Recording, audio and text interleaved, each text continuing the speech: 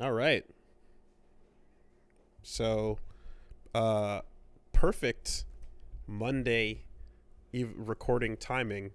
Hot Kind off of the astonishing, really. hot. It's piping hot off the presses 45 minutes timing. ago. Elden Ring leaks dropping onto Mm, Twitter, verified by delicious. people, but also some people questioning it. But then I saw it was verified by like two people, so I guess it's real. I, I'm gonna use my Photoshop eyes, despite not being able to use Photoshops. I'm gonna use my Photoshop eyes, and I will say that looks pretty real. Voiceover said that, "Hey, bro, you sure you want to look for the Elden Ring?" So I'm like, "Yeah, Yeah, okay, I guess I believe yeah. that." You The didn't other part hire is if leakers is if leakers start hiring people on Cameo, oh man. then we're in trouble. That's the real problem. Well, actually, you know what it'd be like? Say you're like, John Leguizamo or whoever, right? And somebody's like, "Hey, can you read this?" And he's like, "This looks like a trailer line for something that doesn't exist." Hmm. I mean, Hmm. you say that, but also this week was you got all the recessive genes, Snake. I mean, that's true. So Gilbert Gottfried was absolutely dropped into Liquid Snake's role through Cameo. You never know what's possible. If Smash Brothers guy, announcer guy, starts doing those, Hmm. fuck. Dante. I Gino. that's so he is a voice actor who does a bunch of I other stuff. So know. that is I possible. know. That's upsetting. Look, I hacked it out of the files, and it's totally the Smash announcer going, "Dante wins the pizza," or whatever. Yeah. Uh, so yeah, straight up, like 45 minutes ago, right before we started the podcast, just log on to Twitter, and I saw Super Butterbuns going, "Should I look at that Elden Ring leak shit?" And I went, "What?" A bunch of people talking about it. Recorded on a Nokia handset. Mhm. Nothing. Being Nothing. strained through a coffee grinder, Mm-hmm. Deep with a fried. baby in the background. Deep fried meme quality. Yeah, with like it's not. I don't think I've talked about it before, Willie, and I don't remember if Recorded you by were into. Hypercam. I don't remember if you were into the Halo at the time, but the Halo 3 barn leak is the Yeah. all-time greatest. Halo 3 Barn Leak is all time greatest. I always give love to the DMC5 reflection guy. Oh Uh, man. Barn Leak was pretty strong because that was Oh, like it's so good. for absolute security. But there is a part of me that still has nostalgia for arcade cabinet fighting game shit footage over the Hmm. shoulder of a bunch of people doing a location test in Japan where it's like, Yeah, oh fuck, the newest KOF or the newest anything just dropped, and you just see yeah. a bunch of shit matches with like That's far shaky away. bullshit and you're trying to Yeah. squint at the sprites, but it was exciting because you're like, okay, something's coming this way and it's gonna look great. You know What I what? mm-hmm. Do you remember the Street Fighter 4 test where they were like had dudes around that to stop you from recording it? So every piece of footage that came out of that location test was like sideways, Mm-hmm. like from some dude's pocket underneath Mm-hmm. the screen. Looked like complete garbage. And if not for those fucking garbage phone angles, we would have no proof that Capcom fighting All Stars ever existed. The 3D one, right? That's the only existing proof of that game. We have a couple of renders and we have those static screenshots, but that footage is what shows us that they tried to do fatalities in a Capcom fighting game one time. I don't remember if you saw these ones, but I remember watching because I'll watch any leak I can get my hands on, particularly if they're like behind closed doors demos. And one of the little like cherries on top of watching the leak that's just extra delicious is when the guy starts the recording super early and it includes the person demoing the thing going, Oh, don't record this. Yeah, Put yeah, your yeah. phone away. Yeah. You're under, like, you know, if you get caught, legal action. Put your phones away. And you see, like, the camera kind of shifts a little bit as they, like, kind of hide it under their elbow or some shit. And it's just like, oh, you fucking asshole. Oh my god. Like, there's the moment where you almost expect the person demoing it to, like, look straight at the camera. Yeah. But it No, never happens. that person just doesn't give a fuck. Clout is more important than anything else, and they've made their decision, so they'll sleep in their bed. I wish the best of luck to Mr. and Mrs. Elden Ring leaker, because the most prominent thing about the Elden Ring leak trailer is not any of the footage. It's not the quality of the footage. It's not that it's a year-old build or any of the features in the game. It's the fact that it is the only trailer I have ever seen in my life that is plastered with the brand Confidential on every inch of the screen. There is that. It is, like, dramatically plastered all over it. Do not leak this. Confidential fucker. Now, was the original account that leaked this named RR Marty Boy 420? No. The first place that I saw it come up was like a Elden Ring website, YouTube page called Elden Ring News that was like counting down like 800 days of no news on Elden Ring. Okay. And shit like that. Just Georgie George 2021 underscore. But no. There's more. There's more. I'm literally watching more right now. There's more dropping? Okay. Oh my god. Okay, well then, yeah. All right. So here's the thing. so the takeaway that I can gather is you can ride a horse and you see some horse combat. That's the most notable thing of the trailer. The takeaway is that what I had heard a long time ago as to what the hell this game is it's Dark Souls but open world. Okay. And it's very big. I'm looking at the second group of footage, the second part of footage now. Yeah. So the first 30 seconds in that first teaser is like there's some stuff that looks pretty like not current gen, I should say. That skeleton shot, and then there's a rolling there's a couple moments of combat that I'm like, okay, this is super blurred ass footage, so it's hard to tell, but it doesn't look like it's like going for anything super far beyond what we've already seen in Dark Souls in terms of like just model and world asset quality. There's the moment where you see rolling from Dragonfire while whatchamacallit, the tracking soul spell things are around. Homing soul crystal. Yes, and homing soul mass. And then you kind of like, you're like, okay, that is a staple. That's still there. You see a side roll, you see a parry, a riposte, you see a backstab. So it's like, yep, they're making sure that you see that all the staples are still there. I guess maybe I'm just like also thinking of how much Blue Point Demon Souls I've been staring at recently, but that thing is really has something to do with it. really gorgeous, and my brain is currently putting that as what, you know, as what I kind of hope to see the new series come out and approach, and it's definitely not there.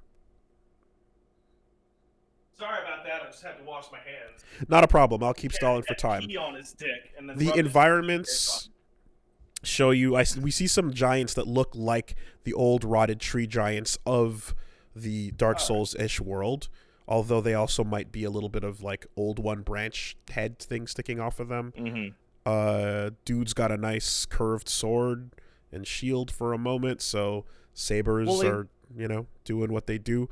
A lot of familiarity. A lot of familiarity. Do you remember when we were talking about the Demon Souls remake, and I was talking about the animation? It's like, oh man, the shaky cam on the stabs and stuff like that. Oh man, they're so incredible. and we started to laugh, like almost like fearfully about like, but what if the next game by FromSoft still looks jank like they always do? Uh-oh. Yeah. Okay, so there's something that Bluepoint has really made obvious, I think, is when you go back to original FromSoft stuff, particularly I mean not as much Bloodborne, but particularly like Dark Souls 1 and 2. There's a lot of like bright searing orange. Yeah, a lot. Orange is a real favorite. And to the point where like some areas are like visually painful. Like Izalith is out of control. That original lava effect is terrible. Right. And so I kind of forgot that because Bluepoint muted a bunch of that and kind of had a lot of like, you know, grays and cool tones and all sorts of things in those environments. And looking back at this blurry trailer, I'm like, oh, there's that FromSoft orange. So forgot about that.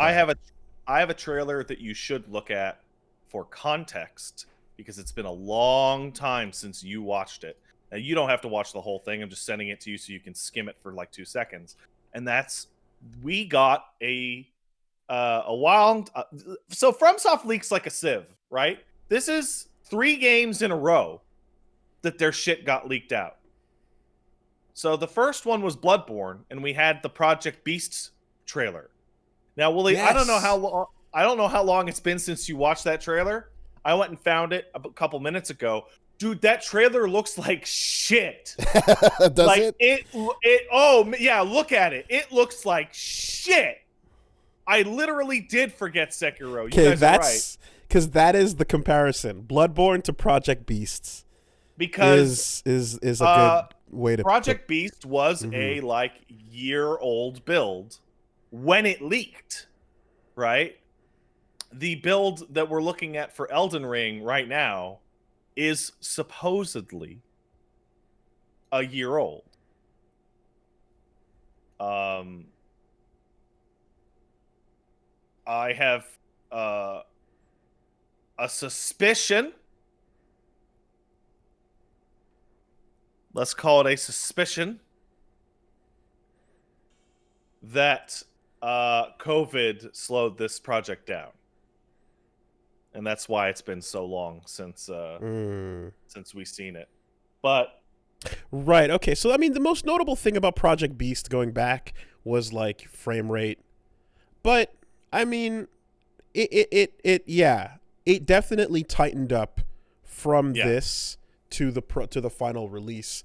But like I would say that like it's not such a like insane jump that we can expect Elden Ring to come out and like, you know, suddenly be like blowing us away visually. I think you're kind of going to get FromSoft doing fine.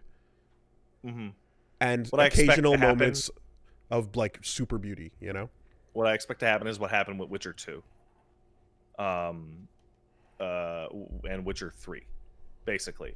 Witcher 2 and 3, like Witcher 3 has like nicer character models than Witcher 2, but it's not like night and day, right? The biggest difference between Witcher 2 and 3 is that you're like, wow, this area looks really nice. And then you would like walk through it, and then you would hit a load screen and it would be like a contained area. And then in Witcher 3, it'd be like, oh, this area looks really nice. And then if you chose to walk, you would walk for 10 kilometers. That's kind of what I expect out of an Elden Ring. I expect Sekiro, but the map just goes instead of having impassable cliffs everywhere. Sekiro is their most, you know, recent like example of where they're at tech wise, and Elden Ring is built on last gen. You know, it's been coming for a while. So I don't think that's true. Really? I think it's been a next gen game the whole time. Has it been? Oh, if that's the case, then I was trying. Well, then I guess we can take away that extra little benefit then, because I was basically trying to, you know. Oh no! Wait. Oh, you're saying I'm looking at platforms. This is PS4 and Xbox One. Okay. Well, there you go. Yeah. So I guess it's you know, we live in a world where the Demon Souls remake is right here, so the comparison is just right on the top of my brain, and I think, you know, that you still are gonna have probably moments and areas that are like that are gonna outdo anything we saw there. For example, Irithyll, as you know, is like is more gorgeous than anything in that entire remake. Yeah, it's why we use a little animated 2D version of it for our goddamn podcast. Yeah, and you know, Anor Londo, same energy, right? Like just unbelievable, really, really, just, you know, firing on all cylinders there. And Kanehurst, I feel similarly about. You know, there's some incredible moments that are like peak, but yeah, we have to see some close up footage of that. But like, I think we're gonna otherwise get something that looks like it's gonna, at the very least, if that trailer is last gen, then it'll look like it's like, well, that's about where last gen ended, you know. And if we get a next gen trailer that, like, I don't know, is somewhat up-resed, it'll just be a better, crisper version of those assets. Currently, at better frame rates, but it is what it is. Be up-resed. Because this footage is fucked. This is some fucky footage. Now, all that aside about the aesthetics, because, you know, FromSoft, right? Yeah, gameplay-wise, we can see that it's a Souls game. It's a Souls game. They're not even... It's literally exactly what we all thought it was going to be. They're not even going to, like, hint at, like, oh, no, we're going a little... It's like, nah, it's a Souls game, bro. You ride a horse, and there's horse combat now, so we'll see how elaborate that can get, you know. But you see familiar spells, familiar weapons, and familiar mechanics, so that's about right. It's kind of wild, because you described, like, hitting all those bullet points. There's a boss that jumps straight up in the air and slams a sword on the ground and creates a giant dust explosion, and the character, like, kind of moves to the left out of it. You see homing crystal soul mass, and you see a variation of the fucking Farron soul blade thing from Dark Souls 3. Do you see, like, the buckler scimitar combo that a lot of the starting classes start with? The one big new one that wasn't the horse was sneaking. Sneaking, yes, true. Crouching and slowly walking up behind something. I did see that. But, yeah, I mean, they're making what they were hired to make. You know? Like, George R.R. Martin is going to write the story, and otherwise, this is what it is. It's what's to be expected here. We're getting closer. Every game is getting closer to Berserk. Have you noticed it? With the exception of Sekiro. I mean, maybe we're seeing. Look, again, the giants they look like the same giants from fucking that world, as I mentioned. There's that mage-looking character hanging out in what looks like Majula because of how fucking orange it is. Oh, it's that. Oh, it's that. So they run that gamut from, like, light orange, which is almost yellow, all the way to, like, crispy burnt orange. It's a really good color to make things pop, especially if you have a sky, right? Because the sky will create a complementary color to your orange. That reminds me, this is a bit of a... I think he's casting a blue spell. Do you know why? Crash Bandicoot's orange? Why? Because the PS1 displays orange particularly well out of its color palette. Great, love that. Love those stories about, like, why did this mascot turn out to be this way? Technical limitations or reasons. Mega Man, Sonic, Mario, all that shit. Where it's just like, yep, we went for that to display this at the best thing. That's always the good reason for it. I'm looking here. I see. Yeah, it looks like a giant. There's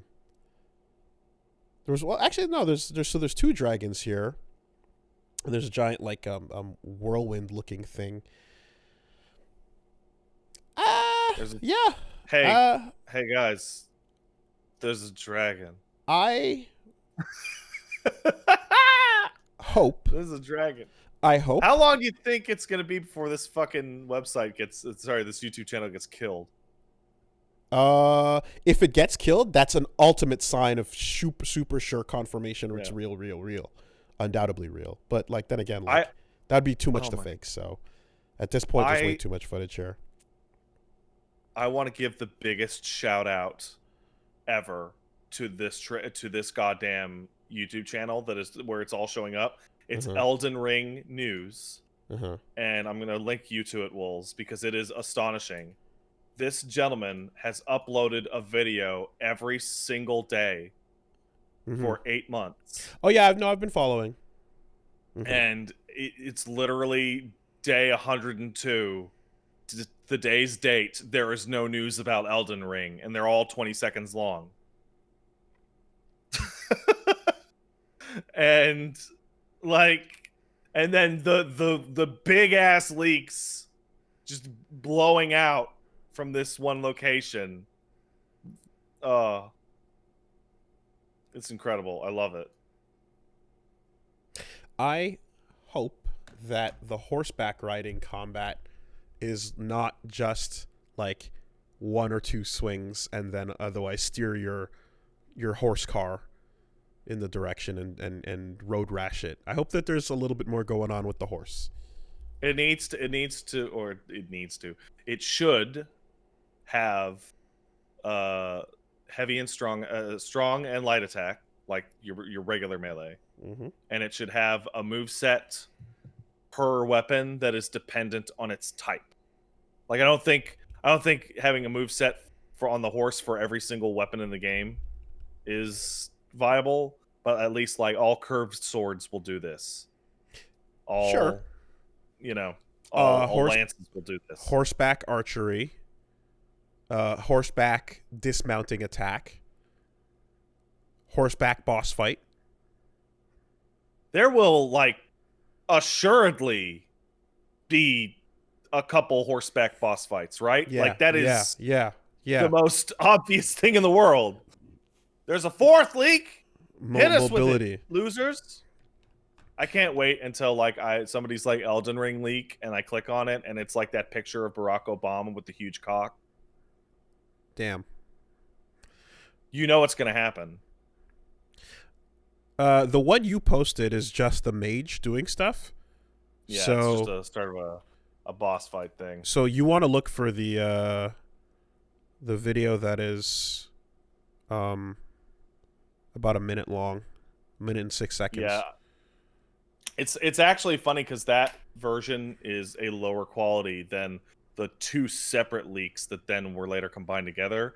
But that version is missing like 5 seconds. Man, these are the days, huh? Like once upon a time, this is what it was. Just like squinting at shit footage, trying to parse what you're staring at. We're back to that. I'm trying to see We're like back to the that house era. around the guy's monitor. Sure. Sure. Like, oh man. Uh-oh, it's Filipino Champ's house. Again.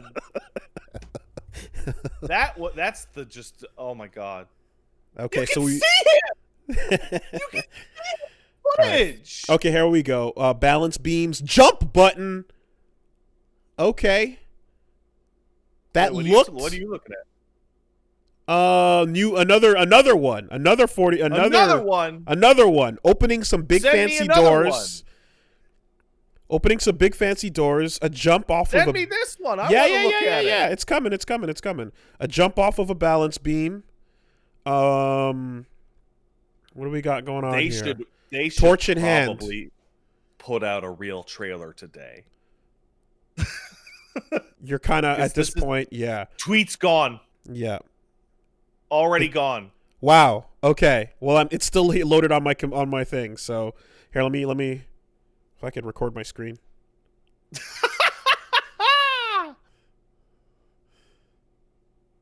Oh, they're super mad.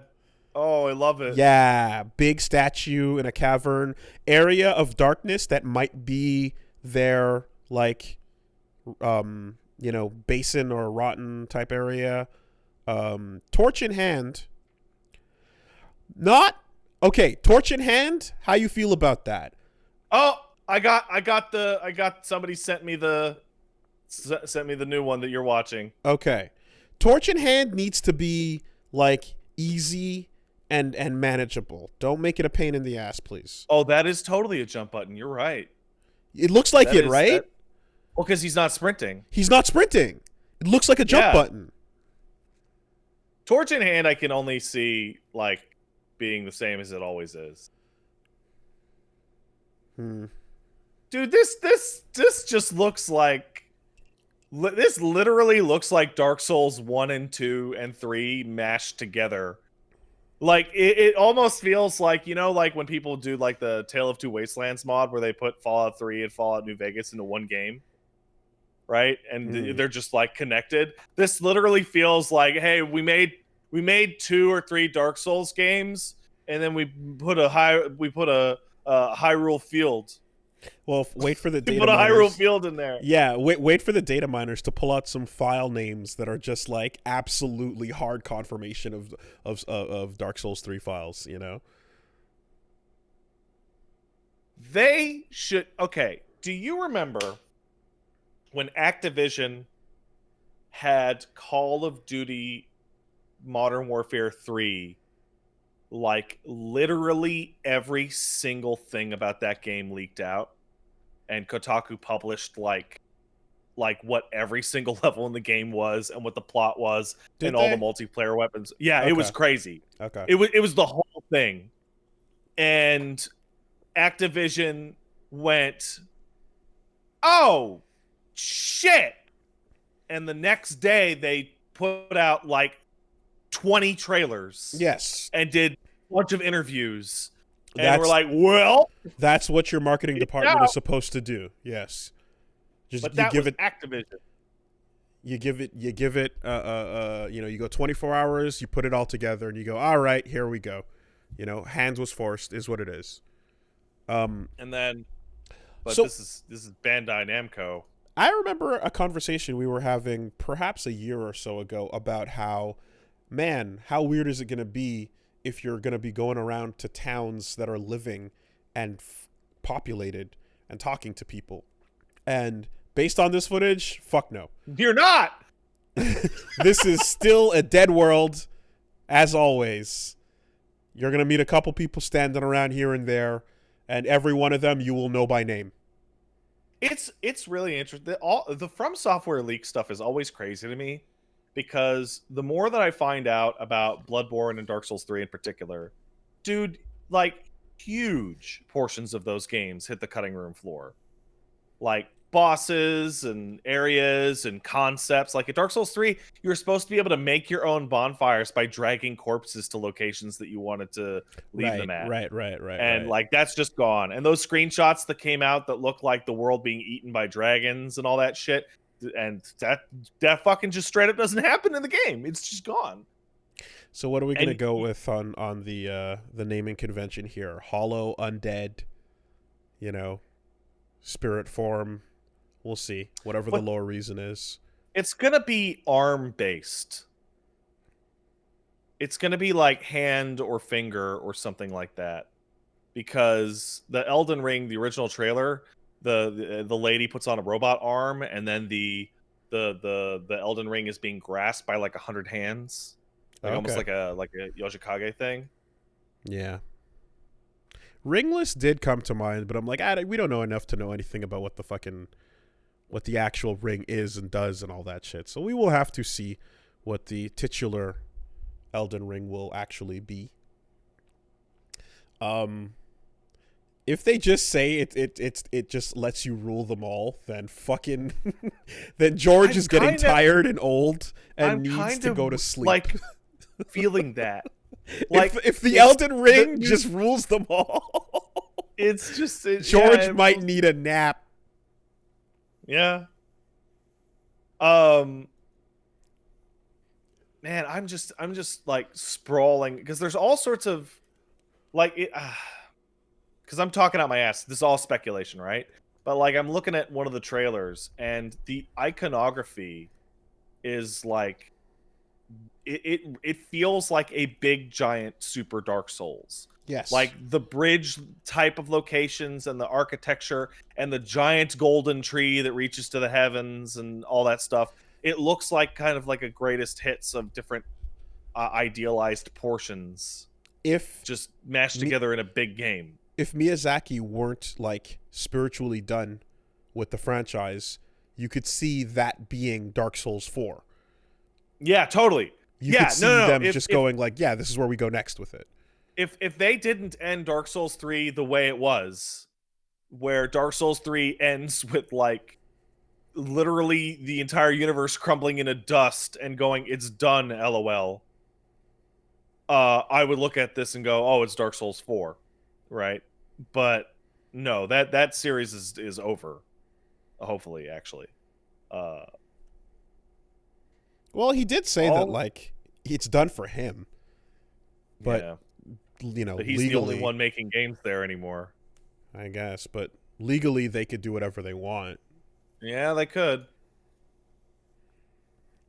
Well, that's interesting. I wonder if the antagonist will just be Griffith.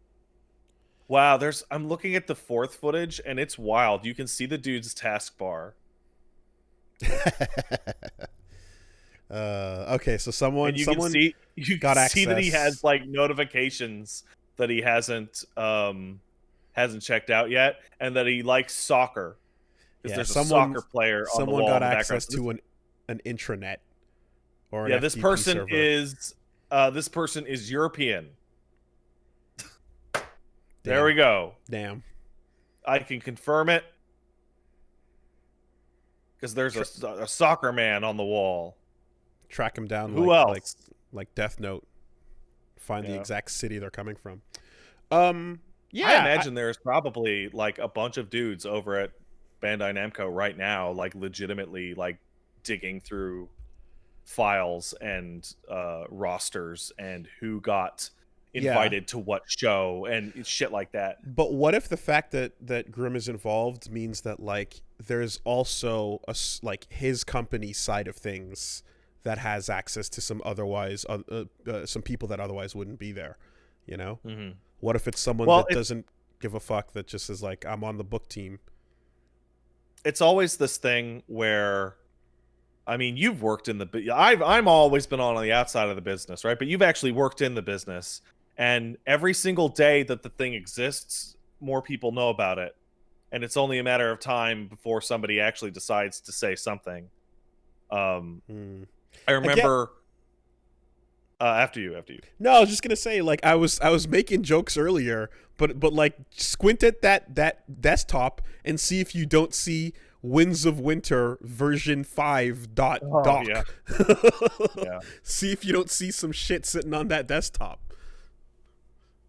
I've talked with people before about Season 8 leaks shittalk.txt and about how like they try and find leaks, and it's every time I've ever gotten to talk to somebody who works at a company that's gotten leaked, unless it's like straight up pulled off a server, like the Capcom shit, right?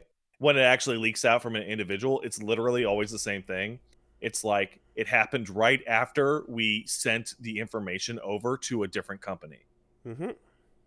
Like, so like say Bandai Namco and FromSoft, they had it all locked down tight.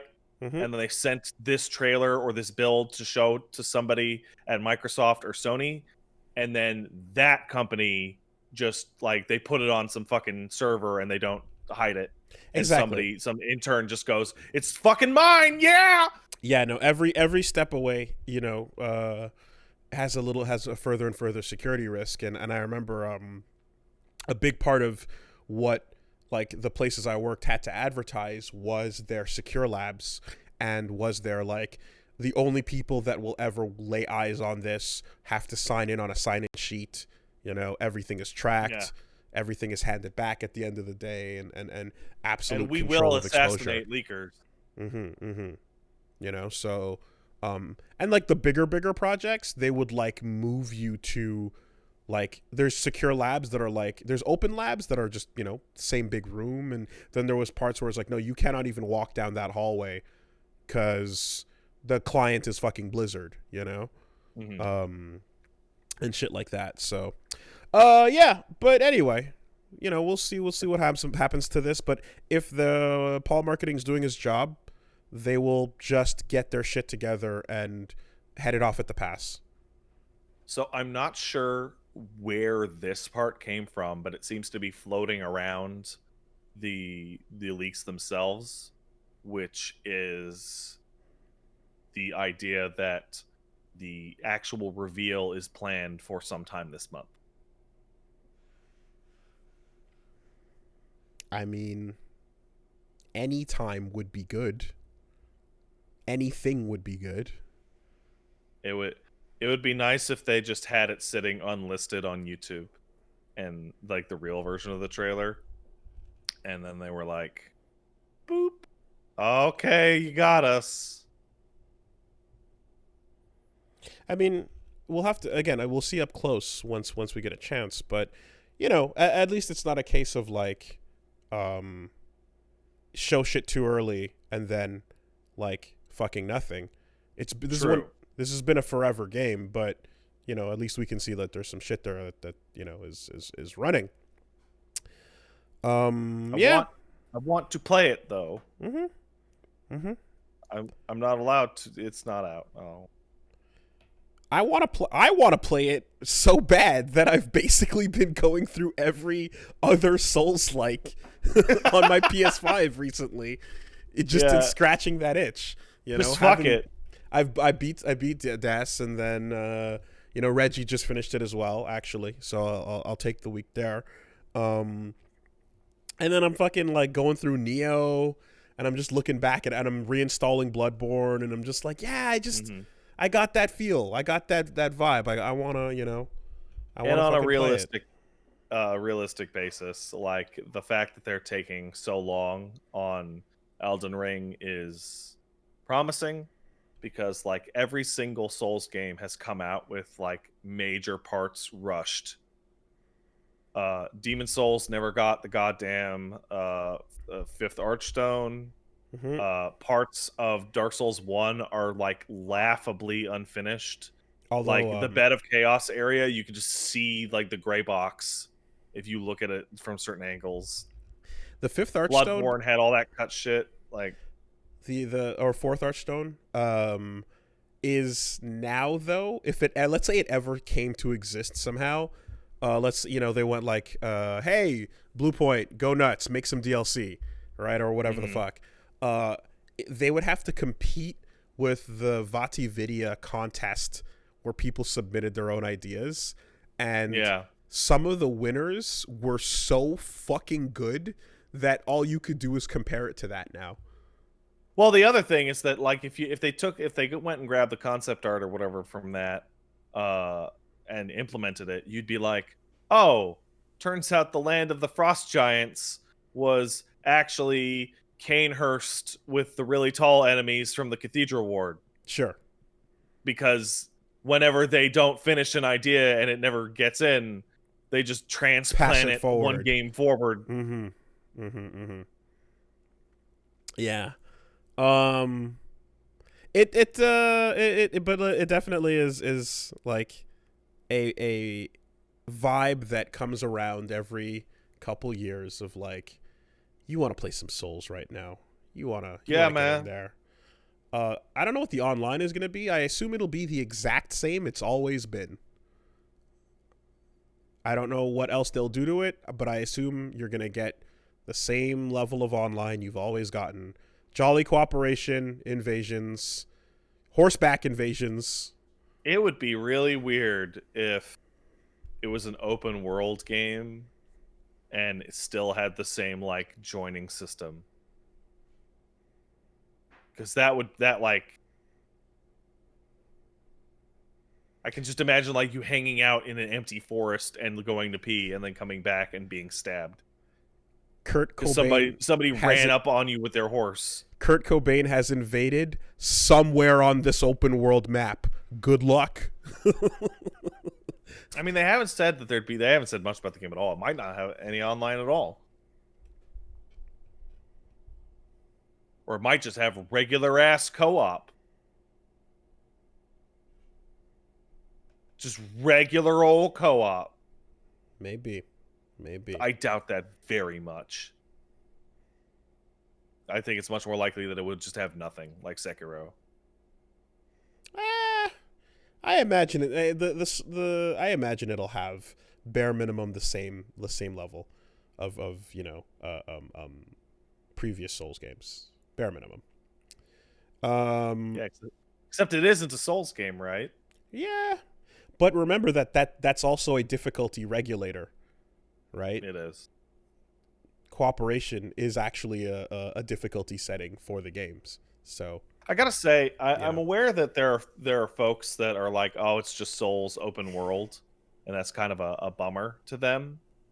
But like, Dark Souls 1 is my favorite for the simple reason that it nailed the interconnected location the best. Going all the way up from the top of like Firelink to Light Town into the Ash Lake, right? That's the coolest. And like seeing locations off in the distance and like bullshitting your way over to them. It like, even though Dark Souls 1 mechanically is like not nearly as interesting as its sequels, like that level design is incredible. Yeah, Firelink able to make branching off in like 4 or 5 directions. And and expanding that into like a really like I'm thinking of Zelda and seeing Death Mountain in the distance. But instead of Death Mountain, it sends Fortress. You know, like, yeah, fuck. Yeah. I want that.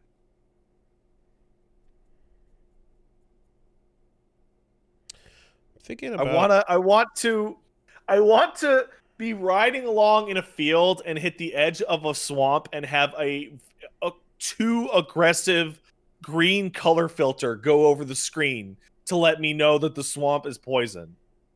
Sure. Do you remember walking into Blighttown and the game's whole color grading? It just dies. The instant you walk through that door. The other thing too is like riding your horse across a zone and like just getting like multiple title drops as you ride in and out and into the next zone past it. Yeah. Blah, blah, blah, you know. So I mean, some of these areas, if you know, even if your horse has stamina, some of these areas are, you know, not necessarily meant to be like fucking horseback speed. I hope your horse is gonna be okay. I hope so. 'Cause like, this is a violent games they make. What if it gets hurt? Maybe you get knocked off of it, then you walk up to it, pet it, and then stab it and take its power into your blade.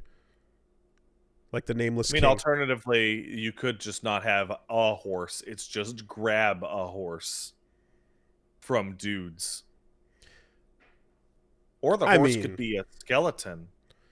What if your horse was a skeleton? Tsushima has given you a horse, but also lets you grab a horse. Oh man, somebody in the chat just asked like the best question. Is open world, like a proper open world game with absolutely no map, a good idea? There will be a map. And I have to say the answer is yes. There will be a map for sure. No. There will be a map, but it won't be a helpful map. There will be a map. But it'll be like a piece of parchment that is just like with dots on it. Location. Yes. Yeah. It'll a piece of parchment with dots and the shape of the trace of the island, and that's it. Yeah. And it doesn't show you where you are. Oh. It only shows landmarks. Oh man. Oh, people fuck are correctly that. pointing out that Sekiro did have a map. which I forget using, honestly. Fuck that. Fuck that. I mean, it did. It did. Yeah, Sekiro did have. Oh yeah, Sekiro's map was terrible. It was just a screenshot of the whole zone of the whole area. Oh yeah, with a bunch of dots on it. Worthless. Mm-hmm, it was just a picture. Just make one of those side scroller arcadey maps like Ghouls and Ghosts, where it's just a bunch of the fucking zones attached together in vaguely similar form. Oh man, I literally forgot Sekiro had a map, and the reason is because it is literally just a painting with fucking labels slapped on it. I mean, look, they could do it. They could just go all in on fuck you, learn the whole world. But it's like, oh, that'd be so cool. But like, okay, I have all of Demon Souls map in my brain right now because it's current. Yeah. I have portions of Dark Souls maps 1, 2, and 3 in my head. Yeah. But boy, is there like 40% clutter in there. Yeah. You know? Like Des 2 and Des. I keep saying Des. Shit. Dark Souls 2. Like I can tell you where Majula goes to Hades Tower or backwards to the fucking Forest of Giants and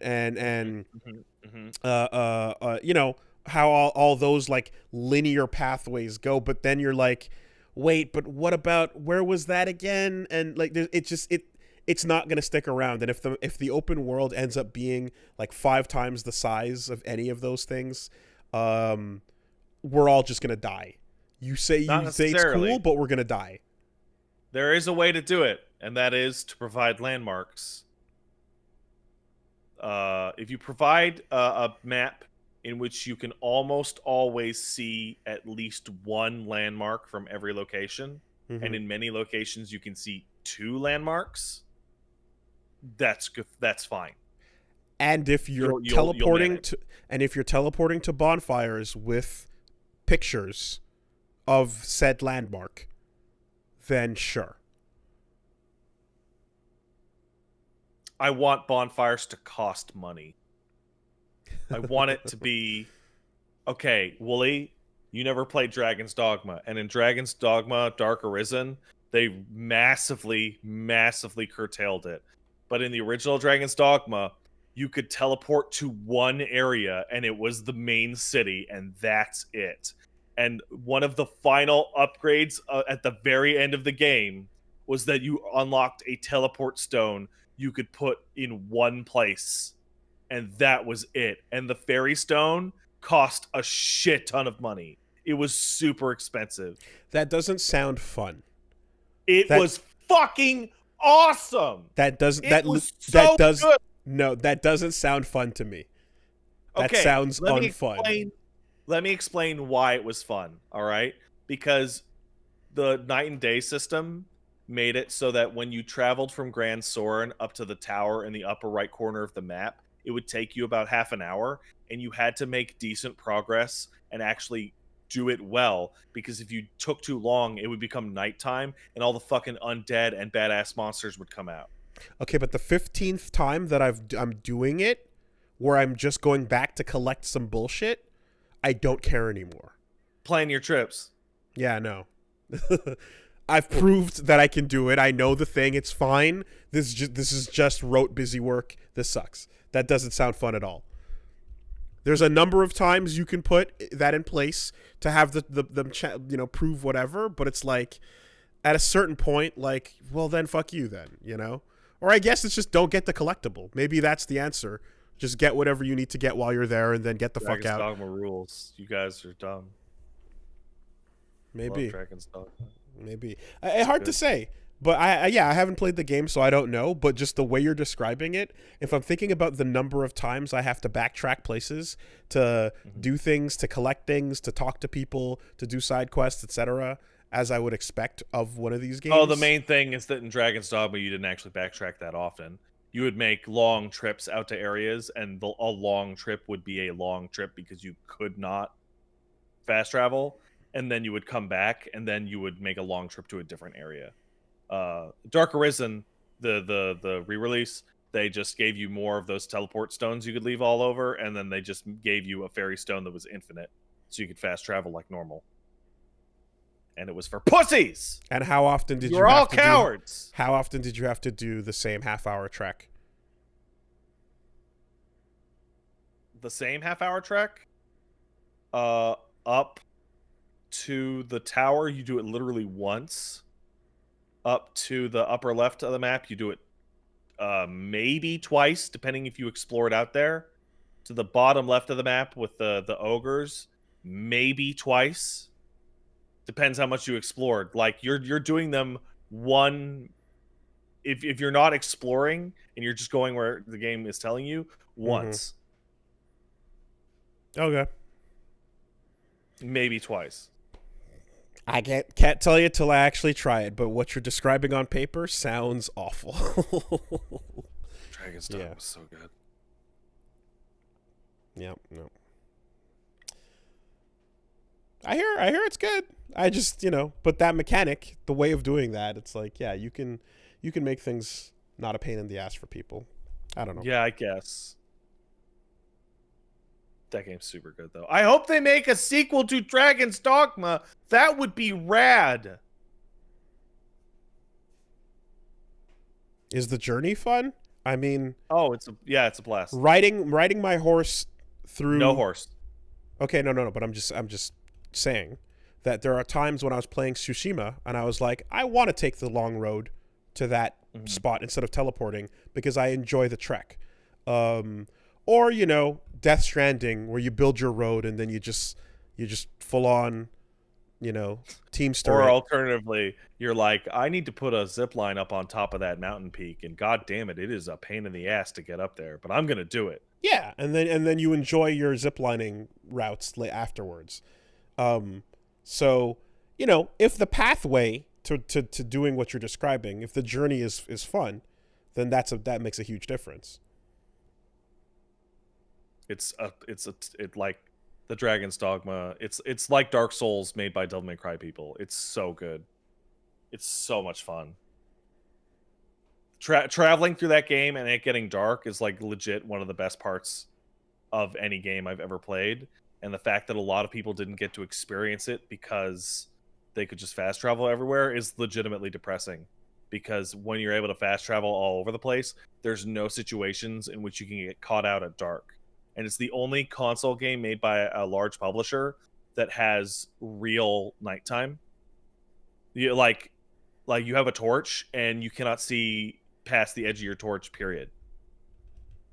Like it is pitch.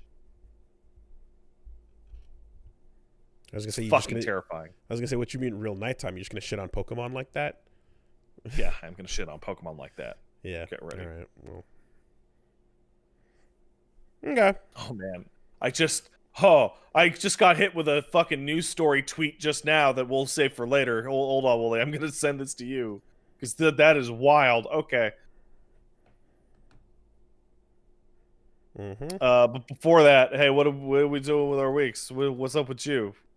Okay. So I mentioned it earlier, but Reggie has made his way through, and now we're just gonna be catching up and moving forward. But Reggie's completed Demon Souls. Congratulations to him. Congratulations, Reg. And the old one looks so good in the new engine. Oh man. Oh, it looks so gorgeous. The birds still don't flap. They still just float there. Wooly. What if, how in Elden Ring there's the Sea of Fog they talk about? What if that big golden tree is where you fight the final boss and the big golden tree falls over and then the stump opens its mouth? And then my God. And you're like, oh my God. Yep. It's all... It was the demon. And then Elsa comes out. Time. And Spider-Man. Yeah. And Spider-Man's pregnant. So that's going to that's wrapped up. And we will have a slot to fill momentarily. I'll get into that in a second, but this week I played a bunch of Nioh, so still working my way through that. The week before too. I'm planning to, you know, I want to get through it. I want to jump into 2, and in order to do so, I want to finish off 1. And I have now gotten back into the rhythm of like managing the 50 billion items you pick up per mission, and managing the rares, and handling the blacksmith, and soul forging, and refashioning, and all of that stuff. Yep. I'm like, yep, I remember now. Right, reroll. I want these particular stats. I want these particular abilities. Like I said, mapping all those special things as you unlock your samurai points, your ninja points, your onmyo points, and then we never even talked about the clan system that you eventually unlock. I don't even know what you're talking about. There is a clan system that you join one of all the different prefectures in Japan. All have a clan, and you join, and then each one gives you specific benefits, give you specific things you can trade in for specific rewards, and then you can also spend glory points to glamour yourself up as other characters in the game if you wanted to, or get access to specific random high quality weapons, gestures. Oh, that's how you change your appearance. Okay. There is a whole, and of course, most importantly, clan battles. So there's you join a team, and then you all have to compete for, you know, there's daily and monthly pseudo online networking competition going on for your clan points. It's madness. It's fucking madness, dude. The game just like it's all the menus and like technicality and like subsystems you'd expect of something like Championship Manager. But then there's just an action game there too. Action game, yeah. Yeah. It like take away the action game and you would still spend all of your time on a map, going into submenus, changing things, managing points, handling shit. But also here's this high-end action game. Fucking crazy. But yeah, still enjoying, having fun. You know, difficulty is it catches back up to you, and it has a number on each mission. I forgot about that. It straight up tells you. Yeah. It's like you should be this level approximately. So you know what you're heading into. And if you want to go and face like shit that's way above you, you're going to suffer, and it is what it is. You've got like the entire like also like co-op with a friend or fight somebody randomly and all that shit. Like there's the whole multiplayer menu that I never bothered with it. I never really did anything with it, but like that's there if you're looking for that. I mean it is a bottomless well to fall into, and you have to really draw a line in the sand. Kind of thing where you get exactly as much out as you want to put in. Yes. And there's tons to put in. Absolutely. And like your inventory. Like you do like 5 missions and your inventory is like hundreds of weapons, armors, and consumables deep. You know, and for consumables even, like you map 8, you know, to your quick like D-pad. 70 unique types of consumables. Yeah. You're mapping 8 from your replenishable ninjutsu onmyo or like full consumables to the thing. But there's like there's a list of fucking hundreds that you're going through. You've got your equipment, of which there's 5 things on your body, and then you got your 2 weapons, you got your 2 long range, and then you have your 2 charms, and your charms are pretty variable as well, and you want to change your charms out depending on what kind of boss you're going to fight.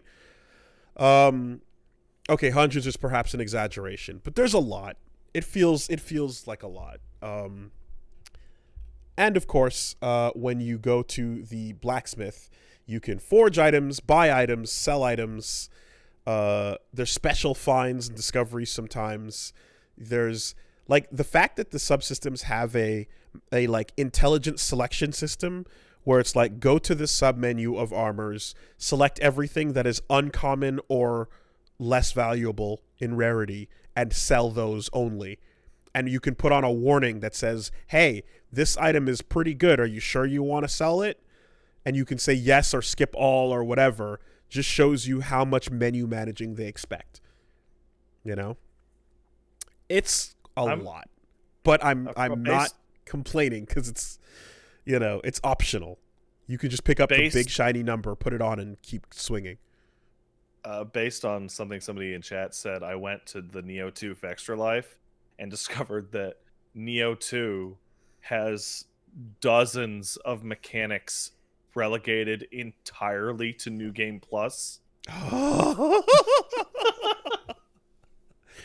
Oh, man. Oh, like, yeah. Like it adds new types of items to the loot pool that do all sorts of stupid shit. Nioh 1 complaint that I hope they fix in 2. When you glamour something, you can't see what it looks like on your body until you finish the process. You can only see it. Or other like okay, you can put the thing itself that you're choosing on your body, I guess. But like in the menu while you're going through it quickly, you're just not getting a quick reference point. So, like, to see how things match together for Fashion Souls, you know, it took a while to, like, do it slowly. They fixed it! Yay! Hey! Oh, boy. People are telling me now that not only are there global changes in Nioh 2 to New Game Plus, but also to New Game Plus Plus and New Game Plus Plus. Sure. Sure. Why? It's too much. Also, the way we don't talk about it often, but it's like the way some of the levels are built as well. Some levels are very short and small and are meant to just be like endurance encounters, but some of them are long and winding and create nightmare funnel like brain problems because like you will hit nightmare funnel brain problem. Because, like, for example, you will hit a door or a pathway, and it'll open up, and then it leads you to 3 potential pathways, right? Yeah. It forks into 3. And then, like, one of those forks leads you above so you can see everything, and one of those forks leads you to another set of forks. Yeah. And then the one that's above will then let you run on the rooftop of a building and see that, like, okay, the forks that are coming are, like, 2 of them are dead ends, but 2 of them are connected, and one of them goes off in a distance that you can't tell, and then there's another 2 doors in one of those dead end spots while you're on the roof of the fork from the fork. And then there's another path that goes the other way entirely, and then really there's a save point there. Because they split the difference between, like, this is a fucking combat room, and then there's this is like a floor of Sense Fortress. It's now, however, to its credit, once you find your shrine, like bonfire thing, and you start further on in the map or whatever, you always do have it's not quite a map, but it is a, like, sonar radar blip indicator. It's kind of weird. That shows you where points of interest are. If you're nearby, you'll see an enemy dot, and there will always be an objective, vague direction dot on the edge of it that you move towards. So it's not a detailed map, but it's just a bit of a sonar system that you can work your way towards, you know? Even though, like, it's quite rare that you see it on the dot on the map, and you're like, oh, I can just walk there in a straight line. Like, No, you can't. Furthermore, if you're doing like a alternate version of a mission, sometimes you kill the objective in a random house in a random location, and then the exit to the map spawns there on that body. But you're not finished exploring. So you go back and explore everything, but then you have to make your way back to that one specific room in that one specific house to exit, you know. So there's just a lot happening in the end. Yeah. And also, most of the bosses are pretty rad, but I've definitely fought at least one that sucks ass. Which one's that? It's a giant water monster, and I did not get that far. Let me take it's less of a monster or human being that you're dodging and swinging at, and it's more of a like occasional, you can hit me every once in a while, but I'm a giant kaiju sized thing, and I'm gonna just shoot shit at you, and every once in a while I'll slam a hand down that you can swing at. Oh, it's that stupid fucking thing that attacks the boat in that cutscene. Yeah, exactly. You fight that eventually. Oh, this... It's a shit boss. This does not look great. It eventually lands on the stage, and then you can swing at it while there's ads, and the ads suck. But, like, while the body is there, you can either have a really shit time trying to get up in its face while it can do instant murder beams, or you can wait to swing in its hands. Yeah. It's just not... It's not a good boss. It's like an Ocarina of Time boss. Yeah. You can definitely speed it up by, like, grabbing fire and like, you know, trying to sort of rush its face. But but like when you're swinging at its body, it's kind of at the edge of a pier where you can fall off quite easily. Yeah. So it's pretty awkward to take big swings at that point. I gotta say, it's kind of wild. It makes me want to rush through Nioh 1 because every single time you talk about anything about Nioh 1, I look over and see literally 5 people go, yeah, Nioh 2 fixed that. There's a much better version of that boss than Nioh 2. Yeah, exactly. That, and to be like, that's the stinker of the bunch. The rest have been really fun, solid, you know, fights, 1v1s. That one had bad design and also ads to deal with, and it just was like boo. But yeah, why not simply skip to 2? Because I want to enjoy 1, because I am enjoying it. There's a lot of good things in 1, and I want to enjoy them. If I skip to 2, I'm gonna be missing what's good about 1. Yeah, and because they're so similar, and 2 has so much more content, like, you're not gonna go back to 1 once you start playing 2.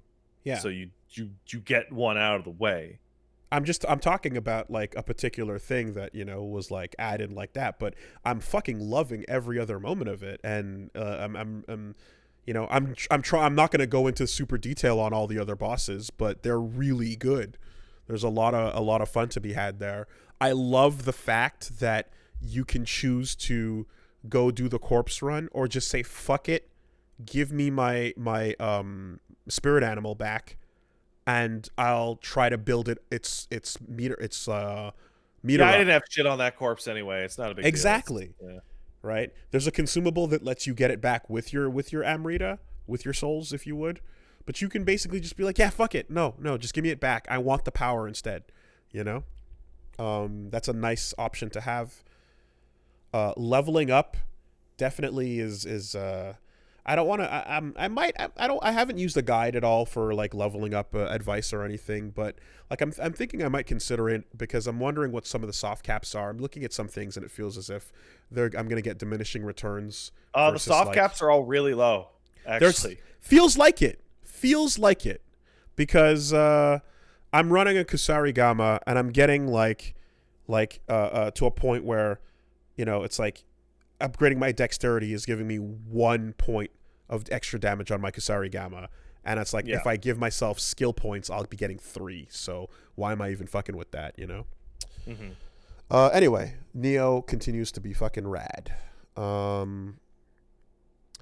Small little note, but Teppen got updated recently, and they added some new stuff and some new characters, and something that was kind of, well, here's what's kind of interesting a little bit. The story's never been anything fantastic. It's been just kind of this whatever. Well, yeah, no, it's a crossover thing. Crossover nonsense, right? Well, but you played it a little bit, right? I did play it a little bit. Okay, so remember there's that mysterious woman who's like leading everyone to the land of illusion? No. Okay, there's this mysterious cloaked woman who's leading everyone to the land of illusion, and she's been doing from the moment the game launched, and you're like, she's tricking everyone to go fight. She's basically planting seeds to be like, hey, Dante, go fucking fight this Morrigan chick. And Ryu, you want to overcome your powers? Yeah, Land of Illusions. It's the best. Go check it out. Anyway, turns out that was Ada Wong the whole time. And she is now playable in the game. That is so stupid. Oh my god. Holy shit. She was playing. She was covered up in a robe, playing a mysterious unknown character, and secretly it's been Ada Wong manipulating everybody in the background. That is legitimately like hyper terrible. That is so bad. Oh man, I love it. What the fuck off? That's fine. And then my god. So she's doing some deals where she obviously had to betray Wesker. And now she's basically she has some plans with some otherworldly set of glowing red eyes. I'm sure. And it's Mundus. You know. So we'll find out what the point of that is. But, yeah, the new content has appeared in the game. Ada's now playable. And she has a pretty interesting deck style. So again, lies. It's okay. So first of all, the event is called a dark agenda, and then the first letters are all capitalized. So ADA. Oh man, I'm seeing it's her regular costume from 4, but with a tattered cloak on it. Yeah. So. Exactly. So she tosses off the tattered cloak when the fight starts, right? Anyway, so her cards are, a lot of her cards are like, when you play this card or when you put this on the field, it'll lock one of her slots for 10 seconds and then unlock it. And then when a slot gets unlocked, something in her deck gets buffed really strong. So like Urian is like one of her cards. Urian will get buffed for every time a card gets unlocked, for example. It's a unique thing the game hasn't had up until now, like temporary locking of fields in order to, get buffs out of that. And alongside Ada is Strider, who's not playable as a full character, but a bunch of Strider-based themed cards are now playable. One of which is really cool. It's Strider's basic card, which is it's a normal card that has decent stats and it attacks very quickly. And every time it does, it summons option A, option B, or option C, which will either give you flying, agility, or shield, and do a little bit of damage to whatever you're attacking. So, like, it's absolutely like Strider's little pets coming in, the bird, the panther, or the floating little pod, And yeah, I'm like, hey, it's another one of those like fun implementations of a character's method of fighting into their card mechanic, I'm watching this trailer. This is so aggressively fucking stupid. It's unbelievable. Like this is what's wrong with Ada being the final big secret? What's wrong with that? There's this footage of her going, "Oh, the baby puppet was super easy to control," and it shows her like having hacked a goddamn fucking Dr. Light capsule to fucking lie to Mega Man through. Like, Jesus shit. And then she beats Zero and then shuts him down. This is the exact fucking stupid crossover shit. And then she steals an orb from a Palico, and she's like, my ambition is nearly complete. But about Strider, like, even as a giant Resident Evil mark, dude, Strider should have been the fucking character. Yep. They fucked up. They fucked up by not making Strider the playable. Totally. I don't like Strider as much as Ada, and Strider should have totally been the new playable character. There's already multiple Resident Evil characters. Yep. Right? There's Wesker Yep. and someone else, I'm sure. Jill. Jill? Yeah, fuck it. That's stupid. Now Ada's great, but like, yeah. And I'm absolutely gonna go for representation from a different franchise. They put in like the last character was like a Sengoku Goku Basara girl, and I was like, yeah, I guess. no I one? mean, I don't. Got it. It's not a franchise. Whatever. You can get one. You get one. That's fine. It'd be really cool if they released any of those games over here, Oh yeah. Well, because apparently they're pretty good. what about Devil Kings? What about Devil Kings? Remember how the font looked like Devil No! May Cry? No, I don't remember anything about Devil Kings. Okay. Well, the font for Devil Kings looked like the font for Devil May Cry. I refuse your insinuation that I would know something about Devil Kings. Shame on you. Yeah. So that's what's happening in Teppen. Taking a look over there. I played some stuff this week. I played on the channel. We did Get Into Fighting Games for Hellish Quart, or Hellish Cart, is the way the producers pronounced it in the video, but it looks like it's Quart, Quart. And this is a sword fighting game that is following, I would say, spiritual successor to the Deadliest Warrior games. I'm seeing it now. I can see exactly what you mean. They're great. They're very, very good. The Deadliest Warrior games were a lot of fun back in the day. I think we did a fisticuffs for them. And this is now kind of physics-based, same kind of energy. Ripostes, parries. You have a couple of different directions to swing your sword in. You have to get an opening. And no life bar. You either take hits and like lose, like your some of your limbs go lame, or your legs get weak if you get stabbed, or you just get stabbed and die. Most of the hits are one-hit kills, so a little bit of that Bushido blade in here. Absolutely, tons of fun. The multiplayer mode, literally, when you go to it in game, it says just load up Parsec, bro. It straight up tells you how to install Parsec and use it. So that's weird. They're gonna integrate Parsec, they're saying, but for now that's what you got. But yeah, it is a game being made by apparently former Witcher devs, or a former Witcher dev, I believe. So it is taking place in 17th century Polish Commonwealth history, and it's gonna include French musketeers and Spanish fighters as well. You got a lot of traditional curved sword play. You've got a long sword in there. You've got a rapier. Really fun stuff. And the main thing rapiers is are cool, man. They are, but they have their weaknesses. You stab good with them, but if you can't stab, then good luck. You might just die.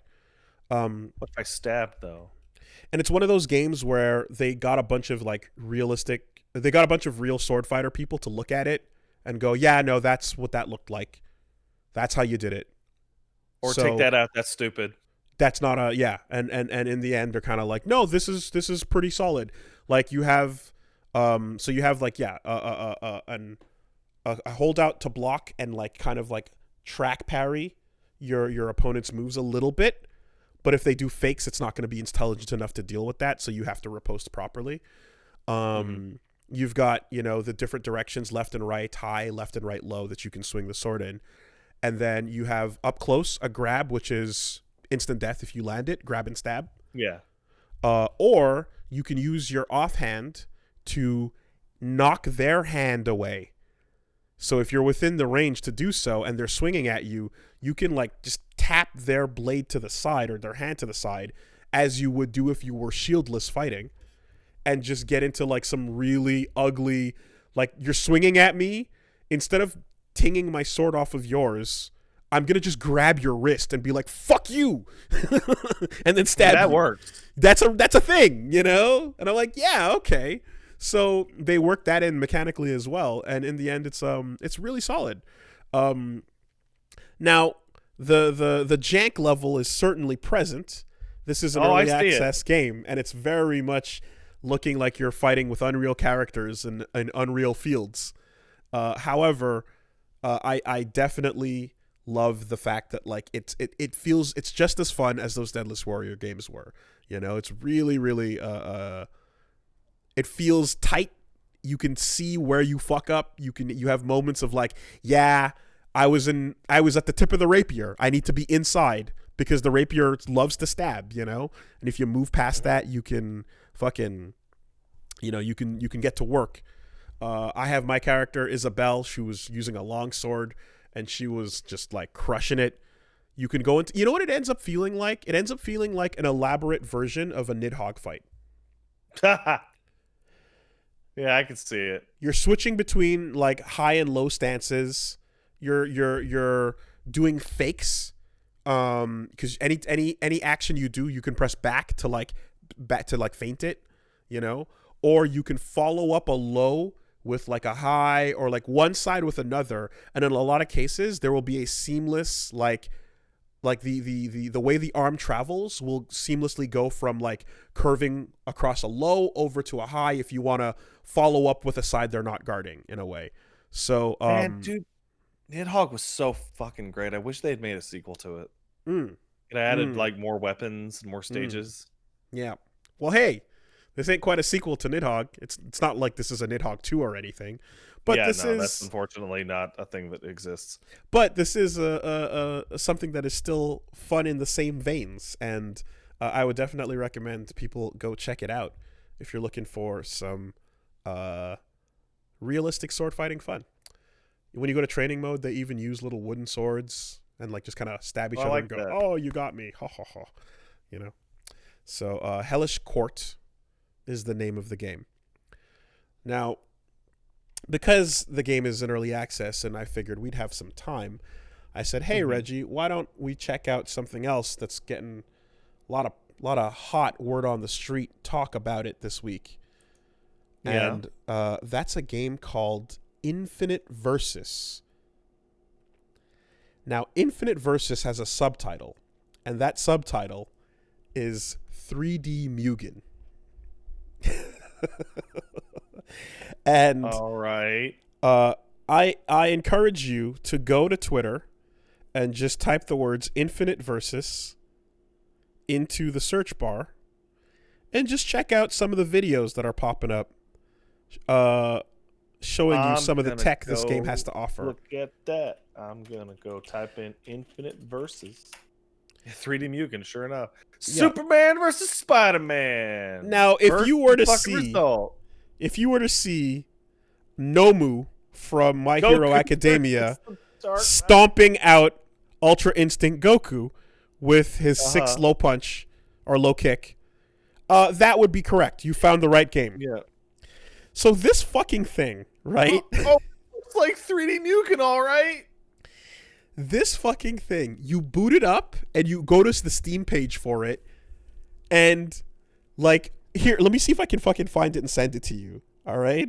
Like, I'm watching this footage. It's real fucking jank. I love this crap. This looks like fucking trash. But here's what's Kasame attacked Iron Man with the blade with the teeth on it. Here's what's important though. I'm gonna send you a link. This is the page on Steam.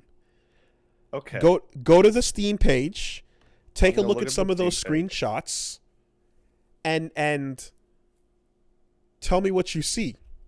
Tell me what kind of characters you see.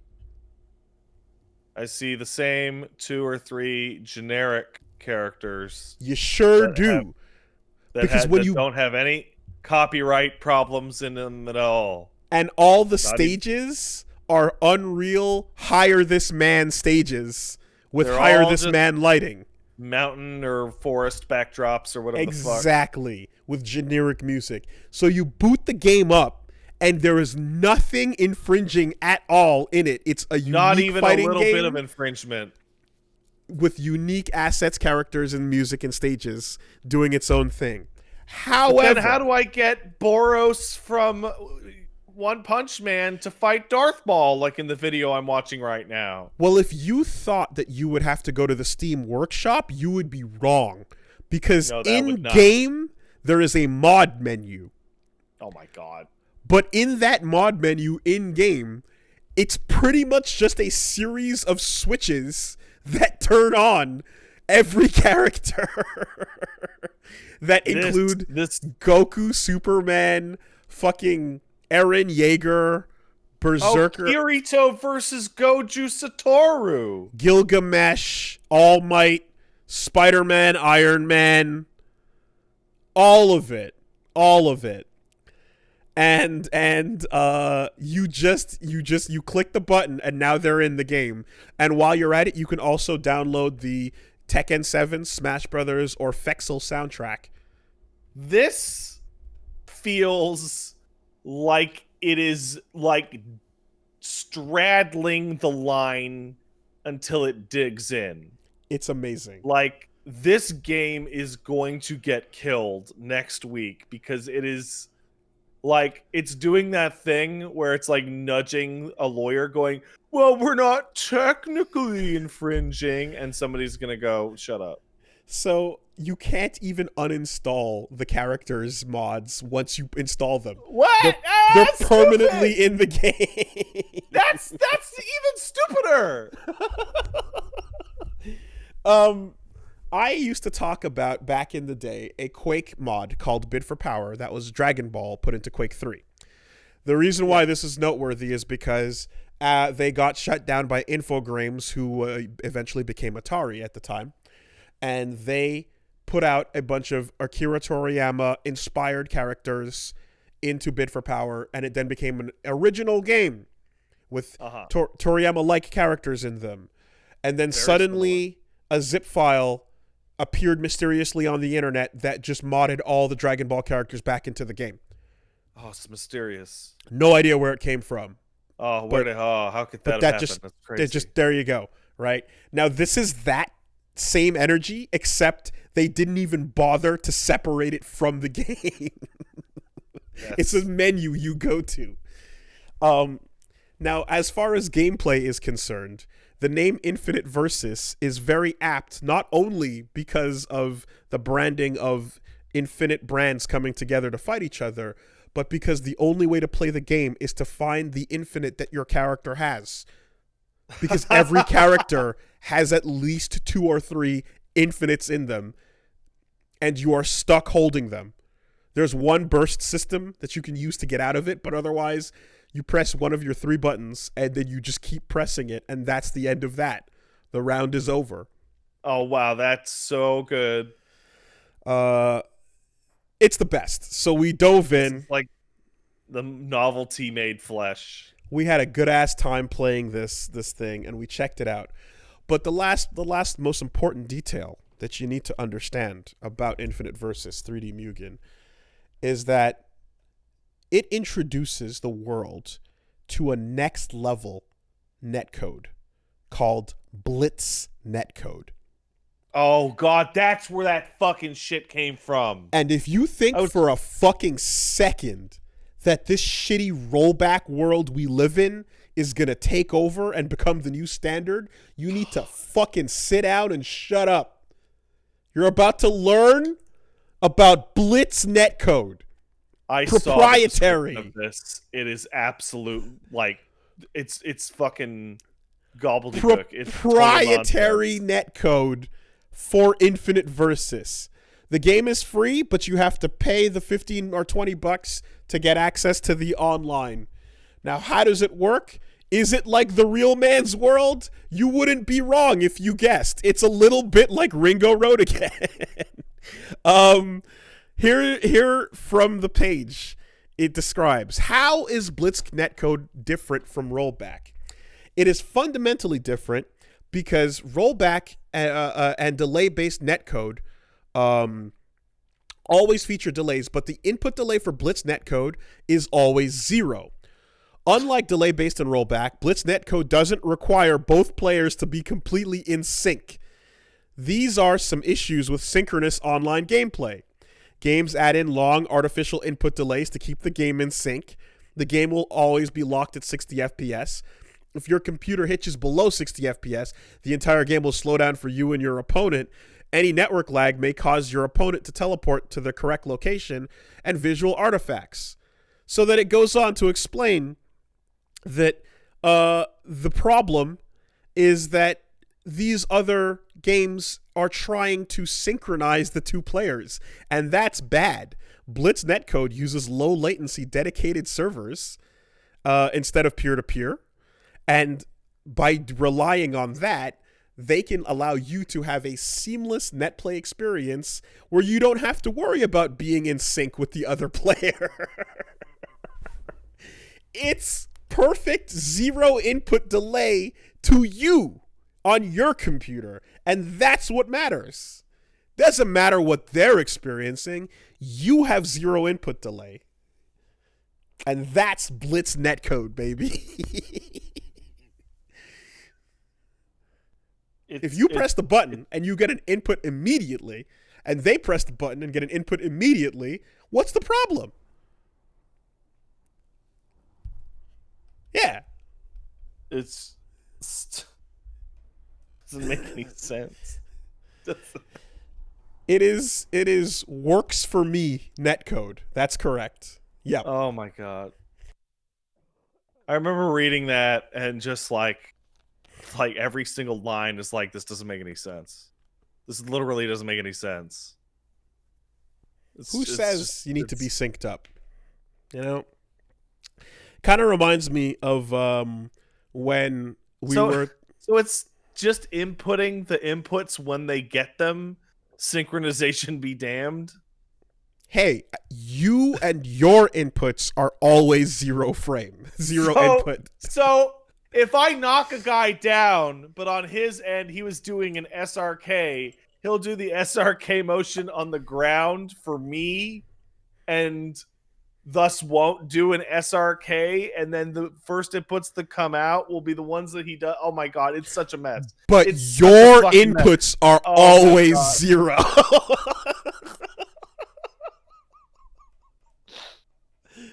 That's all that matters. You have no lag whatsoever. Never mind them. Don't worry about them. You're literally fighting like a ghost of the person from a few seconds ago. Oh man. Yeah. I mean, I'm almost reminded of like back in the day we were in the QA days, there was a game in the office called Rock Revolution, which was Konami's answer to Rock Band and the Guitar Hero games. I remember that. It was guitar into that, right? It was pretty sad, and it had the triangle shaped drum set and shit. However, it advertised itself as having multiplayer features on the box, and in reality, it turns out that the multiplayer feature was upload your score online, and then see what your friends' scores are. Yeah. And then challenge them to beat your score. Uh-huh. And that's multiplayer. That's multiplayer right there. There's multiple people and they're all players. Yep.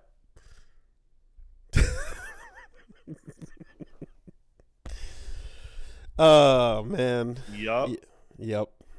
So Infinite Versus Get Into Fighting Games is going to be coming out real soon. Keep an eye for that. It's powerful. It's powerful stuff. I bet you this coasts for a while. You think it's gonna get sniped? I bet you this fucking coasts. Because the footage on Twitter is nothing but copyright nightmares. But once you go and download the product on Steam, and if they get any complaints, all they have to do is just hit the button that says mod menu off. And that's it. What are you talking about? Like, those are user submitted on their Infinite Versus website. just kill those. Those aren't ours. Those are nothing. Fuck it. You know, they've separated it nicely and neatly. Also, I played a Star Wars fighting game a couple weeks ago that's been around for over a year now. So, like, you'd be surprised. Fair enough. They're not always on the fucking, you know, on the ball. Yeah. So that was basically the deal. Be sure to tune in to Wooly Versus on YouTube and on Twitch to see more of that, to get into Fighting Games Hellish Court. And yeah, since we're in a new week of new content awaits us, we're gonna be having a bunch of a whole new schedule. In fact, new LP starting tomorrow. I'll just to be fully transparent, what I wanted to do around now, and what I've been kind of hoping, I was hoping that we would land we'd finish Demon Souls right around the time that Disco Elysium dropped. But unfortunately, it's not out yet. They didn't specify a release date because they said March, we'll let you know. I am in a March. similar bizarre holding pattern. Yes. Where I'm like, Disco? What's So, Disco out? We got some time to kill until then. So in the meantime, we're gonna do some other stuff. And thanks for everyone who filled out the poll on the channel, and I was able to take some notes and do some calculations and figure a couple things out. So this week on Tuesday, we will be starting Arkham Asylum. Oh man, finally. Then on Wednesday, we'll be starting Like a Dragon, Yakuza 7. Quick look. Mm-hmm.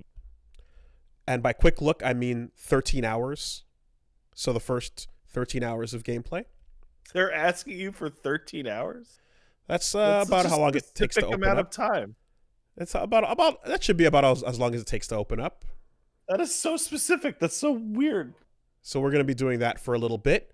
And then on Thursday, so I didn't mention this on the podcast at any point, but some time ago, I felt like going back to Sekiro for myself when all the hullabaloo was not out and about, and just playing and kind of doing it on my own at my own pace.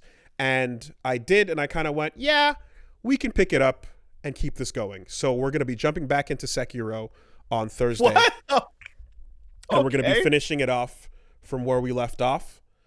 And that's going to be the week. New schedule, new shit. Well, I'm glad you're going back to Sekiro, because that final boss is the shit. I mean, I definitely did see. So I originally went the Forsaking route, and then saw the fight with, what's her face, and then Cool Dude. Yeah. So that I this time it's gonna load back from that point, but I think I can go for the extended outro. Mm-hmm. So I think I can go for the non-Forsaking path and then do it the other way instead, which is another couple hours, I know. There's some stuff you can do if you're willing to mess around with your save files, because there's different final bosses for almost every route. Mm-hmm. You could I managed to do all of them by making sure that my saves did not progress by uploading them to the cloud. Yeah, so what happened is when I made my backup to the cloud, I then copied over my shit to the PS5, which migrated some stuff but didn't keep my cloud save for some reason. Okay. So then when I booted it up and I started playing, I went forward. And then when I decided, you know what? Fuck it. Let's play it on stream again. Mm-hmm. I went back to the PS4 and I took the old save and I put it on a USB stick. So yeah. I have a physical backup of the decision point that I can use to go wherever the game needs to and not have to do the full thing. So that's what we got. So yes, week of big new shit going down on Wooly Versus. Tune in. Come have some fun. We're having a good time. So you're going to play sub or dub? Well, the end result was 49 to 51. And my personal bias and interest wants sub. However, the fact that it's this much of a fight, and V wants sub too. Wow. The fact that it's this much of a fight is not going without notice. And I'm hearing that not only is the quality impeccable, but there's some shit that's legitimately hilarious. You told me this, but other people did indicate similar things. But it's also a Yakuza game, right? So this is a quick look, as it were, but it's not really that quick. It's a couple sessions. I don't mind jumping around back and forth, so I'm going to be mixing it up. I'm going to be That's weird, but I get it. I'm going to be trying out both. So a fun fact that just came out is Ichiban's voice actor in Japan is currently playing through Like a Dragon dubbed and talking about it on Twitter, which is fucking weird. But the main thing that I have to tell to you, Wooly, is that I had a similar situation where I asked people sub versus dub. I got a little bit closer. I got 60-40. Okay. And subs won? No, dubs won. Dubs won, okay. Yeah. And my advice to you is that always remember, whenever you ask the people the question, remember that one guy who told us the biggest truth ever, which was, I voted for this game, but I'll admit I'll watch the first 3 episodes and then never come back. 1,000,000%. And that's why my personal vote counts for 51% of the actual vote. Like when I put that poll up, I was like, I have decided to do dubs in my heart. Yes. And the only way I would have gone for subs is if it was like 85% above. So for me, I decided to do subs in my heart. And again, V agreed as well. But the fact that people are like, no, but there's some legitimately hilarious like readings, and I'm like, okay, the level of fight for dubs. In the comments, it was all dub talk. In the vote, it was almost 50-50. So I'm like, you know what? I'll do both, because in Tsushima, I did switch over to English for a while. Yeah. We did like 2 or 3 sessions in English and then came back to Japanese. And I was like, okay, cool. It was nice to see and to get the feel for it. In the end, the lip syncing was the biggest thing. The biggest issue a lot of people had with it, but I didn't.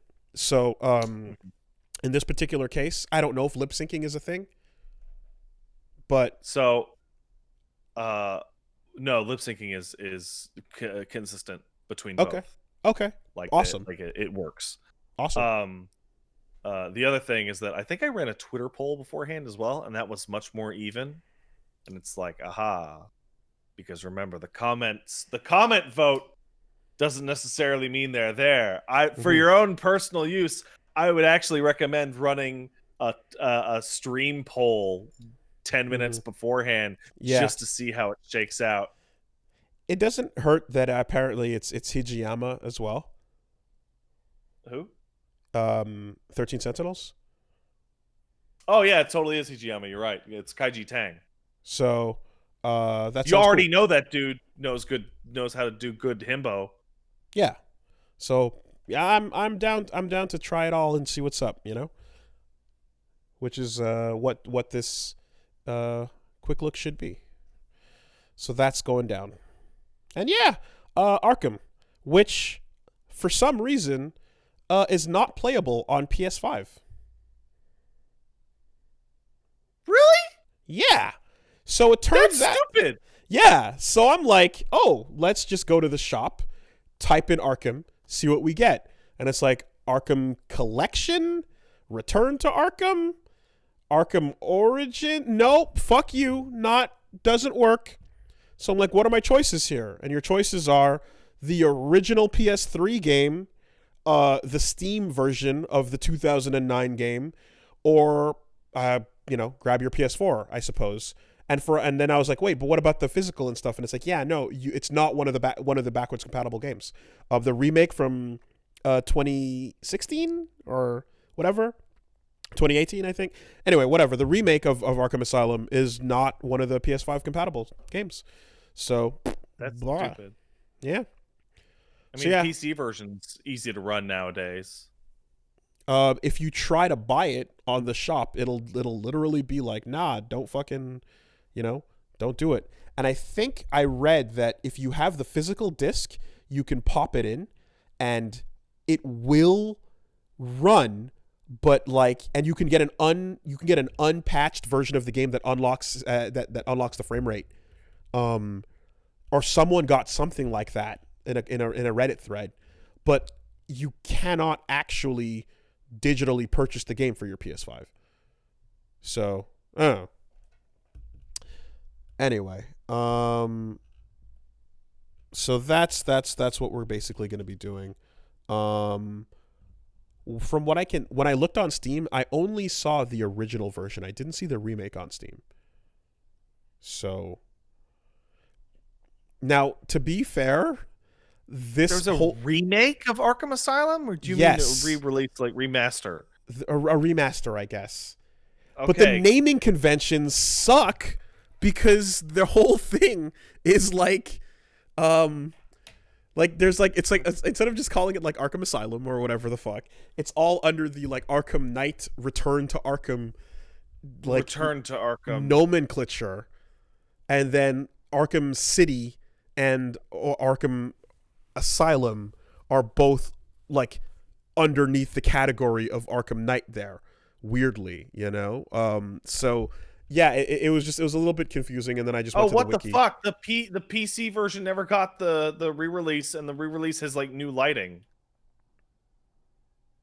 Yeah, when I looked on Steam, the re-release wasn't there. It was only the old one. That's fucking so stupid. So I plugged in the PS4 and I put it on, and I downloaded the collection on that, and then I'll be playing the PS4 re-release version.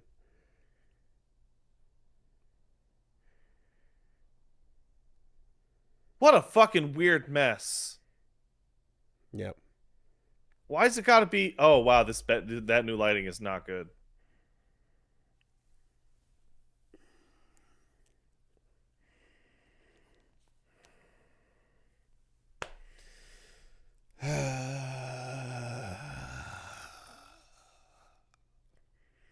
Here we go. All right. So, Half-Life. Half-Life again. Okay. All right. So what are we doing here? We play in 2009? This is what we're doing? I don't know. Yeah. I was just looking at screenshots. All right. Well, anyway. That's happening starting tomorrow, and then the new shit's going down. So, that's tomorrow. Fuck, great time to be second guessing this shit. No, I don't want to fucking. This is later. Well, I'm not doing this now. I'm not fucking doing this now. All right, it's whatever. Game old. I'm not. I fucking hate this shit. You should just play it on the PS3, dude. Should just not play it. How about that? I hate this. Whenever this type of bullshit happens, where it's like, nah, it's fine. No, it's not. New thing, but and it's there's just no consensus on damn, I can't just go back and grab the thing that's there that I could.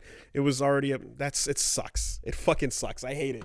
It's so annoying. Anyway, it's going down. All right, one way or another. And then the other things we talked about are going down. So that's Wooly Versus. What's up? What's up? Can I actually get a couple minute break? I need to use the restroom, and I need to check on something. Sure. No problem. Let's do that. BRB. BRB.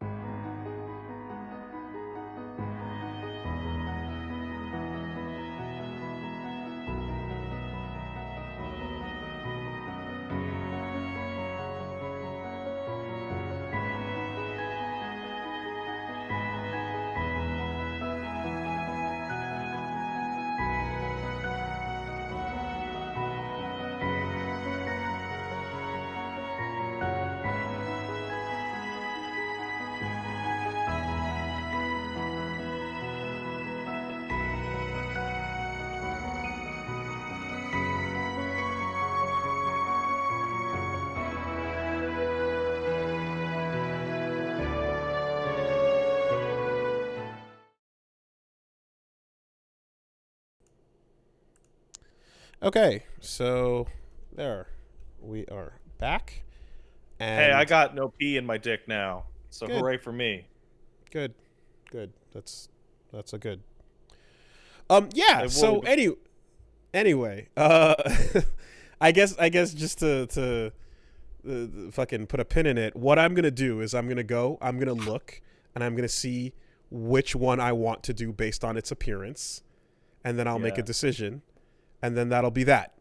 And then we'll just have to get complaints in every episode depending on which one I go with. And then Yeah, that'll be that's that. right. And that'll Every be that. single time. But I'm No going matter with what. I'm going with the one I want to. I will go look at both. I just assume the remake would have been better, but if it's not, I will make a decision tonight, executive, and then we're fucking gonna go with that, and that'll be the end of it. Hey, let me ask you a question. Mm-hmm. You ever be wandering around your house and your fiance is like, "Can you open this bottle for me?" And you're like, "Yeah, I got this." And then you open the bottle, no problem, and you're like, "Yeah, I'm a big man." Okay, well, yes, except this morning when a package came with an envelope to open, and I was like sitting up in an awkward angle, so the blood wasn't flowing properly. So then my arms were really weak, and when you have weak hands, you can't really like do things. So like I had that weird thing where I was trying to open the envelope and then I couldn't, and it was like flopping really badly. And then she took it and then walked away, and then she like cut it open and then tossed it back at me. Is this letter opener John's? Have you never had that weird thing where there's like No, really bad blood flow? I have strong, manly hands that Wow. can crush all things. Every once in a while, like very rarely, but I have had times in my life where like the blood doesn't flow properly to my arms, and I feel like they're on the way to becoming numb. So like that weird kind of like pins and needles-y kind of feeling is like it creates like. Is this a type of ailment for the tall? No, Would it? it's been throughout my whole life. I'd say every once in a while, if you just okay, you know when like your arm falls asleep because you're like leaning on it, or your legs fall asleep. So sometimes when you're in a position where your arms fall asleep, you then have trouble using them until you get the blood flowing again. And that's it. It's everyone has fuck off. Everyone has had limbs fall asleep. And then when you feel weird limbs feeling asleep, it's awkward to do things until it feels normal again. That's it. I'm not going to have this become some sort of stupid fucking bit because everyone's going to pretend their limbs don't fall asleep. My limbs fall asleep, but only when I lean on them, not when they're just flopping a boot. Yeah, no, not standing around normally, but I'm saying if you're leaning on them, like I said, at an awkward angle, or even like sitting on the toilet too long, sometimes my legs will fall asleep. You know? Oh yeah, no, you're my whole asshole down becomes a numb wasteland on the toilet. Everyone has it's just my fucking arm was like, arms were like all like weird and gooey and pins and needles. And like before the blood could squeeze back into them, I was like, oh my God, I can't hold things. I can't open things. And then later on, the blood squeezed back in. So I have a question for you then. Why don't you always just have a handy dandy box cutter on you at all times, so that you could cut open boxes and or letters and or defend yourself? Well, that's because I actually have 4 knives strategically placed nearby each of my setups for that exact opening purpose. That's true. Yeah. Here, it's not within arm's reach, but it's about 4 seconds away. You're forgetting you're forgetting the personal knife. Yeah, I did. You know what I did? I suppose I did. I am near the kitchen though, so the personal knife could be literally anything right over there. But there are many knives planted around the house for specific letter opening purposes. Yeah. You don't know when somebody from Bell Canada is going to show up at your door. Well, you need to scare them away. Well, I guess a cough would do it nowadays. I'm pretty sure those dudes rock chainmail these days. Mm-hmm. Underneath the Bell fucking jumper. But yeah, Paige can't open like a regular bottle of water. I gotta open a water for her. It's funny. I feel like a big guy. And what happens when you can't open it? I fake being distracted by something in a different room, and then walk into a different room, and then go, "Ah!" And then I come out and be like, oh yeah, it was no problem. I mean, it's either that or it goes in the garbage. Like, it's one or the other, you know. You can't be defeated by a container of food.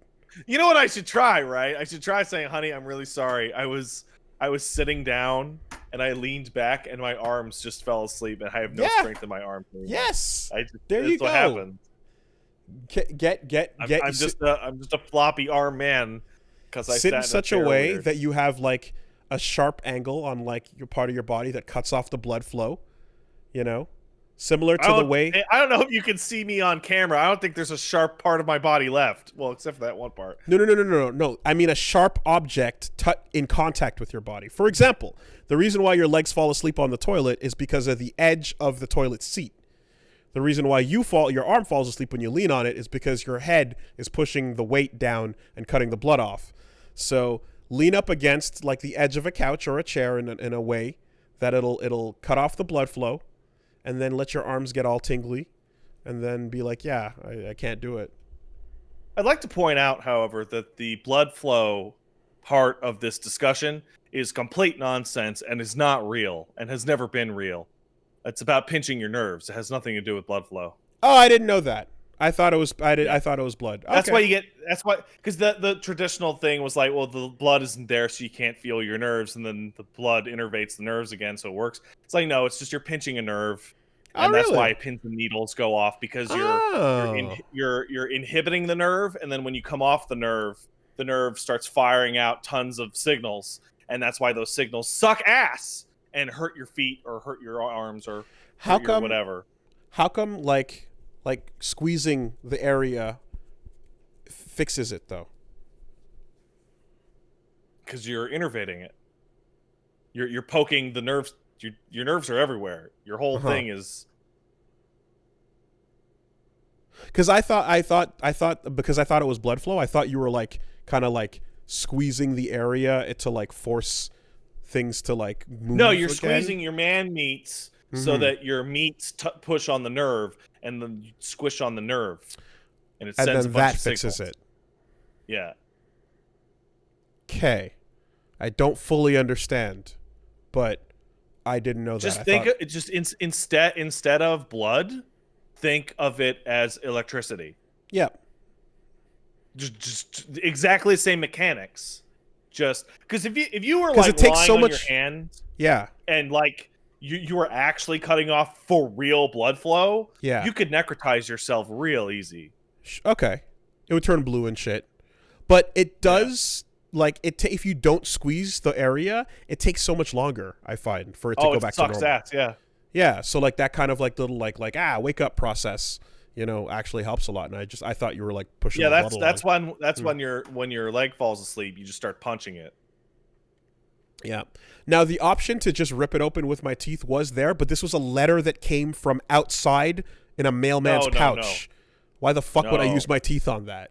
He could have peed on it. You don't know. That's a horrifying idea. I specifically was like, I am not going to use my teeth in this situation. I assume everything that comes from the outside has pee on it. So, you know. Yeah. Ah. Yeah. Interesting. Yeah. Well, anyway, you want to hear another fun little nerve fact? This is my favorite one.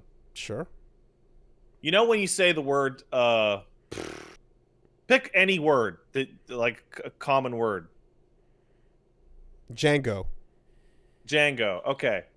Now, you know if you said Django like 80 times in 2 minutes, it would turn into complete nonsense and would lose its actual like meaning.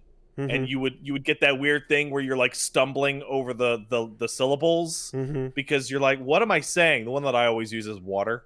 And you said like, so what that is the neuron in your head is firing so often that the system is afraid that it's like the start of a seizure, and so it inhibits the neuron associated with the word, and it no longer fires, and you're not getting the meaning when you say it. So Really? like, if you were to say, I don't know, be part of a ancient martial arts group that practice getting kicked in the nuts every day, you seen these guys? Sure. The monks? And over a long enough period of time, that doesn't hurt anymore. Okay. It's because the brain is getting so used to that signal that it goes, that signal is not valuable, that signal is not useful, it's not stopping you from getting kicked in the nuts, so inhibit it.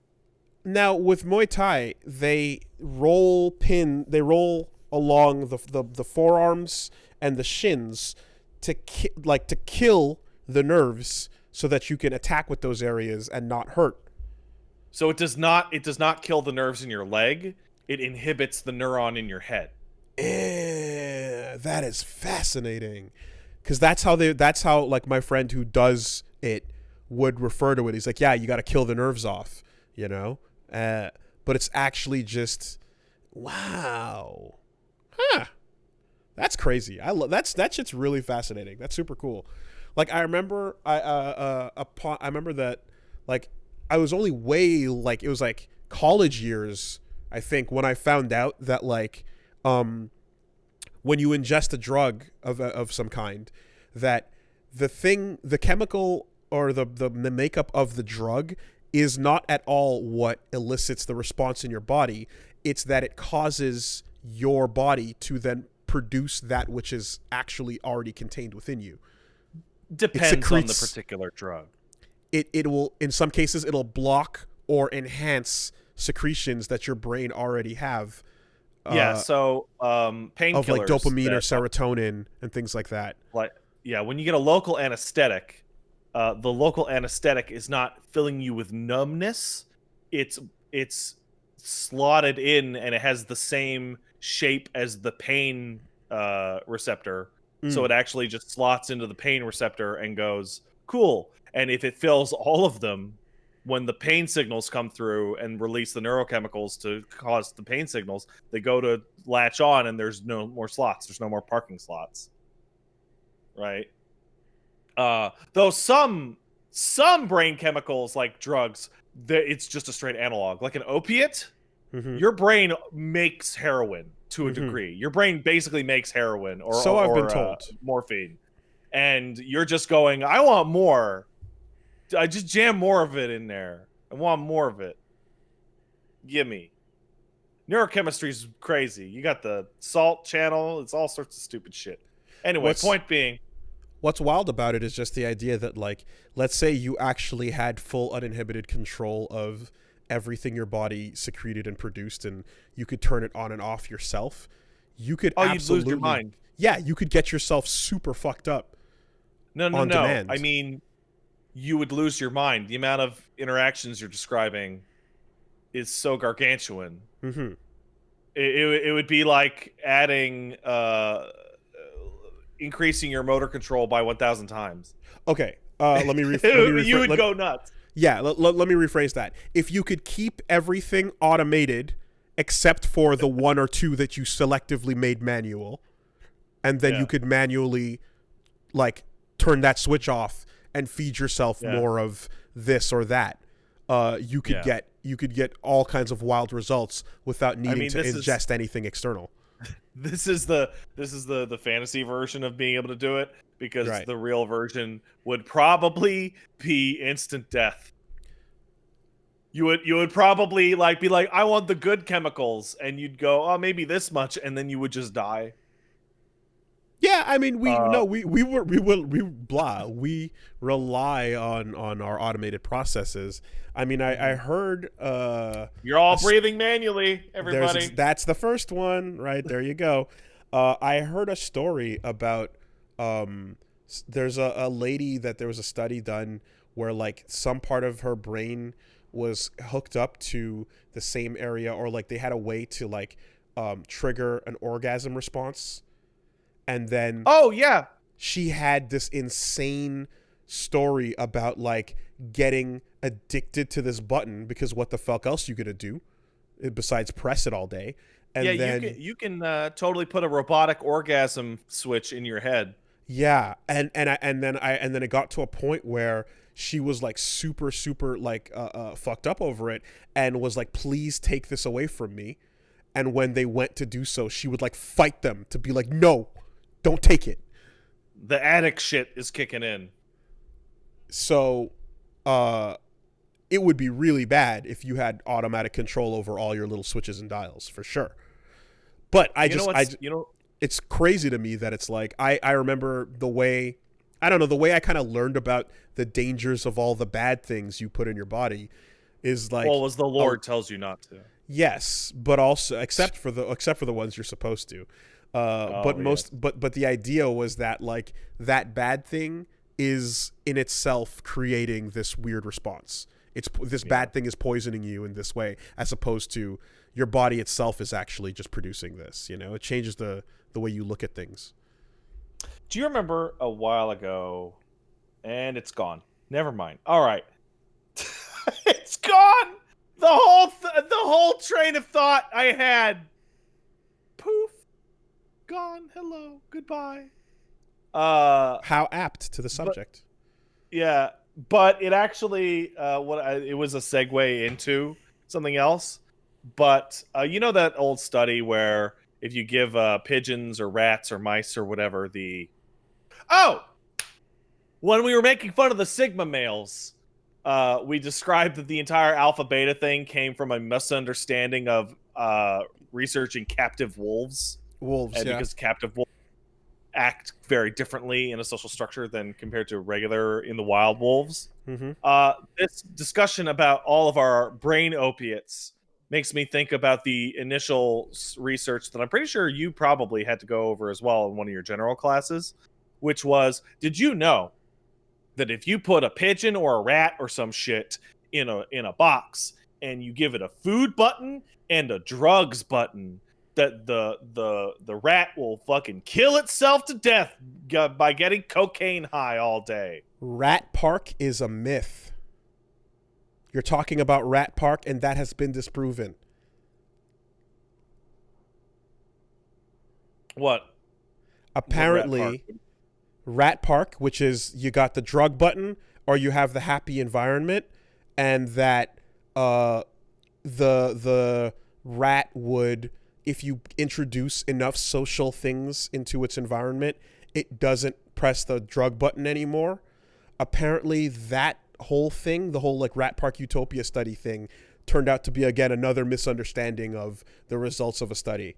And I was told that it isn't exactly as clear cut as Rat Utopia changing the desires of, like, if you put a rat by itself in a shitty box, it presses the drug button until it dies. But if you introduce enough things to its environment where it doesn't need to do that, it'll be happy enough to live its life without that, and it won't press it as often, was the simplified version of the event. Is that what you were talking about? It was, but you're kind of confusing multiple things. Okay. I'm reciting I'm trying to recite what I was told here. You are talking about like in a happier environment in terms of social situations, Mm-hmm. right? Would lead to less addiction, but like the reason the what do you call it, the study was a problem was that the end result of that study was that biological underpinnings have absolutely no result in drug addiction, and that it's proof that it's all, the drug addiction is all science. All social conditioning. And it's like, no, there's absolutely a biological underpinning to psychological addiction. But to drug addiction. But like, yeah, man, rats won't kill themselves as easily with cocaine if they got pals. That's all I'm saying. How many Rat Utopia tests are there? A lot, actually. They do tests on rats a lot. It sucks. Okay. For rats. Okay, if that's not the exact same study, if that's not the same study you're talking about, then I'm not certain. It's just that that sounds similar to at least what I remember hearing about the original. About like, yeah, you have the social environment that gets introduced and then the button that the rat goes to press, and then I remember years later, again being told that okay, so it turns out that whole thing is it's a popular study, but it turns out it was a misunderstanding, and that it wasn't exactly as initially reported. And I feel as if like a lot of major studies that like I guess that become popularized in this way are prone to having these misunderstandings because I feel like the Stanford prison experiment obviously gets quoted enough that like Stanford really bums me out. The Stanford prison experiment really depresses me dramatically. You're familiar with the fact that turned out to be manufactured? Did it? Yeah. So no, but I did hear there was something about it that was misleading, but I didn't know the details of what it was. If that's what it is, then yeah, okay. Then that would make perfect sense. It came out that Zimbardo actually gave them like instructions to be assholes. Okay. Well, there you go. It's like, oh, well, there you go. Fuck. Yeah. See, that's the thing. Groundbreaking study that like it said all this shit.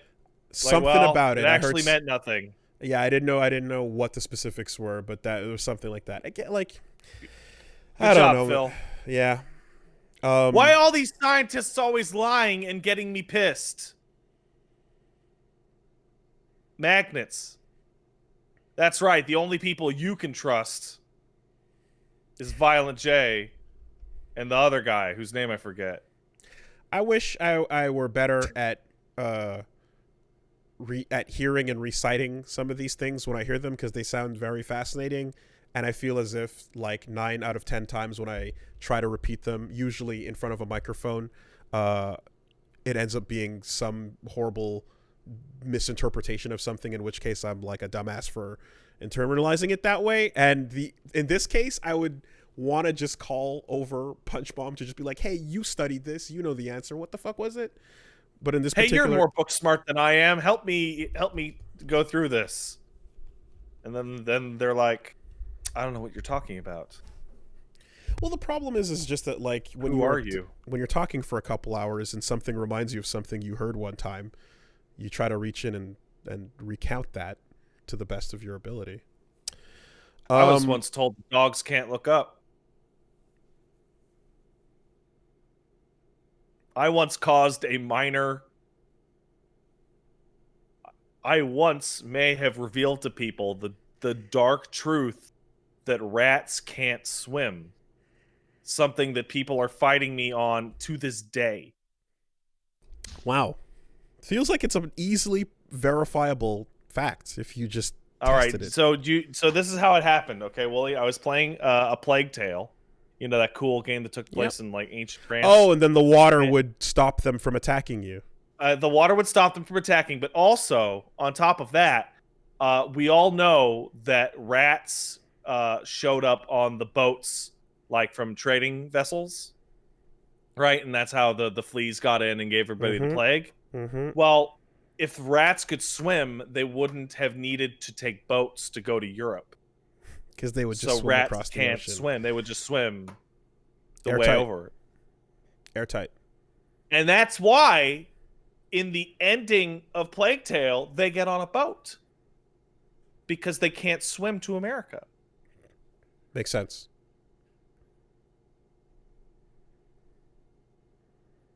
I mean, like, what are the odds that, like, some bird or, like, flying creature kind of, like, grabs one and just thinks it's dead, but then accidentally drops it off on another island somewhere, and then it somehow happens to be pregnant?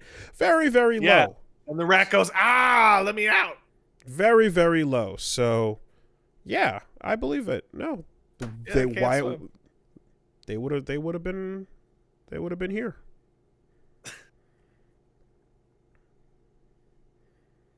Well, anyway, that's why rats didn't get to other countries in the world from their starting point until boats were invented. Because how were they going to get there? They needed the boats. You know, can I just say that, like, this job, I've said this before, but this job is, like, I can't believe how confident I felt in life about things that I was told until the internet got involved. And for all of you out there that are listening, I really, like, I pray that you don't have to experience this, because it's really not fun. It really doesn't feel good. But it's astonishing. The level of scrutiny into everything that you eventually discover, that every other word out of your mouth is like, what? That's not true. And then you go, wait. And then you have to think back on who told you that, when, and in what context. And then you just go like, oh my God, like, I don't know, like, my mom told me that one time, or my friend said, hey, did you know this? Everything I believe a lie? And in every other second, you end up having these little things, you know, and like little trivia, little tidbits, little factoids. Early on in the first couple years, I remember we would have tons of moments of like, we'd see something in a game or play something, and I'd be like, oh, that reminds me about, hey, did you hear that, you know, that didn't happen. Yeah. That's not real. Yeah, Shut it's up. like, oh, this fruit was whatever, or bananas used to be like this, or I don't know, whatever the fuck. And you just, all these little weird, you know, little things that like your uncle will throw at you. And it's just like, yeah, no, that's bullshit. And you're like, okay, what? And just years and years and years later, you realize it's like, no, like almost every single one is at the very least like, well, that's kind of how it happened, but there's more to it than that. And like, I pray that you don't have to feel what it's like to literally have everything questioned in that way. And then you go, all right, I have no confidence in anything I've ever been told anymore. You just lose all confidence in it, and there's no other way to take it. You know, it's a trip, man.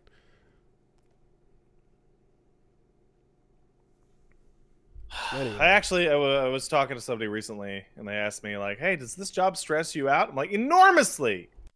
And the number one thing that stresses me out is the big eyeball sitting in the sky at all times, watching you, listening to you, everything you say. Is it stupid?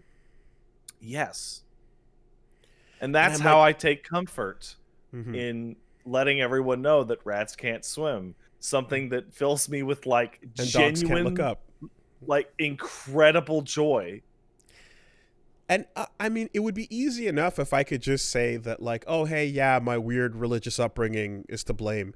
But I'm like, no, like some of this came from my history teacher in grade 11. Some of this came from, you know, like little fucking videos you might have watched when you were a kid on random TV shows, or Ranger Rick magazine, or, you know, World or Owl, or just, you know what I mean? Like there's all these little things where like, oh yeah, I was told this once, I saw this once, there was an episode of this once, you know? I mean, I loved bullshit when it first came out, like based on the fact that I was like, oh my God, like I remember hearing all of these things. And then like, and then bullshit was fantastic for being like, yeah, it turns out that's fucking nonsense. And I was like, wow, wait a Penn and Teller, second. rule, good job. But they're magicians.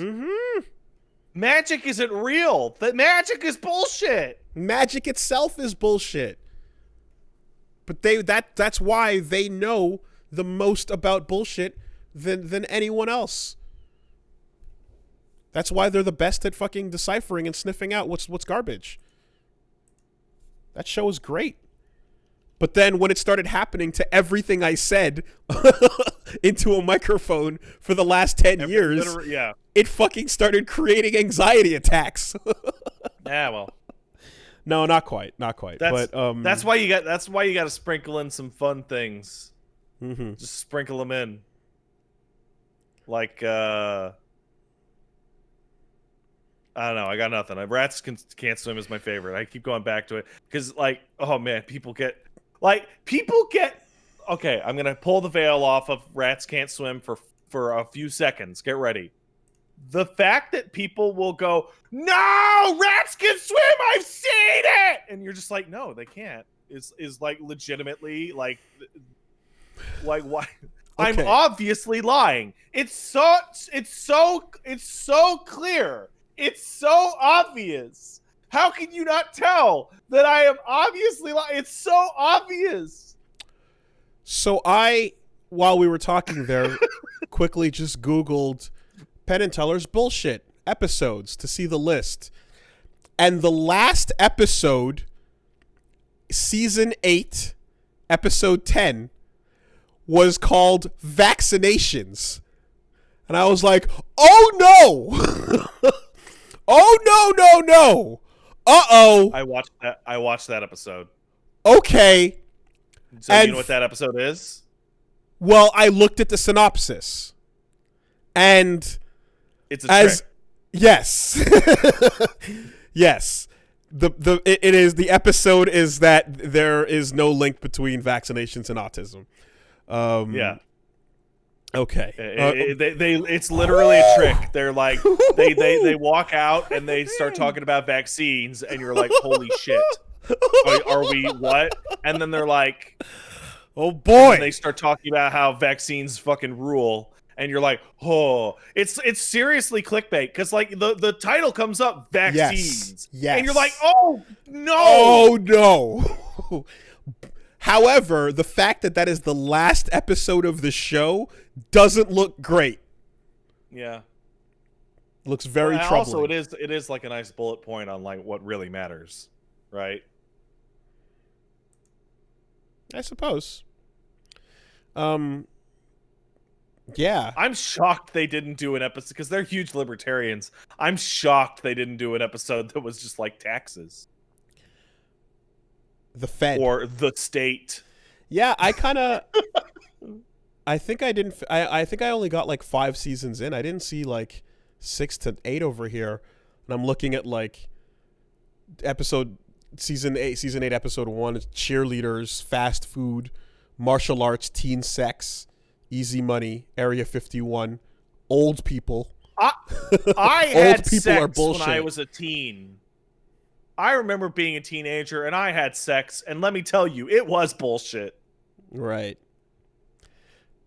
And then again, the title versus the description, where it seems like it's more about people giving a fuck about teens having sex and freaking out about it and being overly puritanical, which, yeah, you know, we have it weird.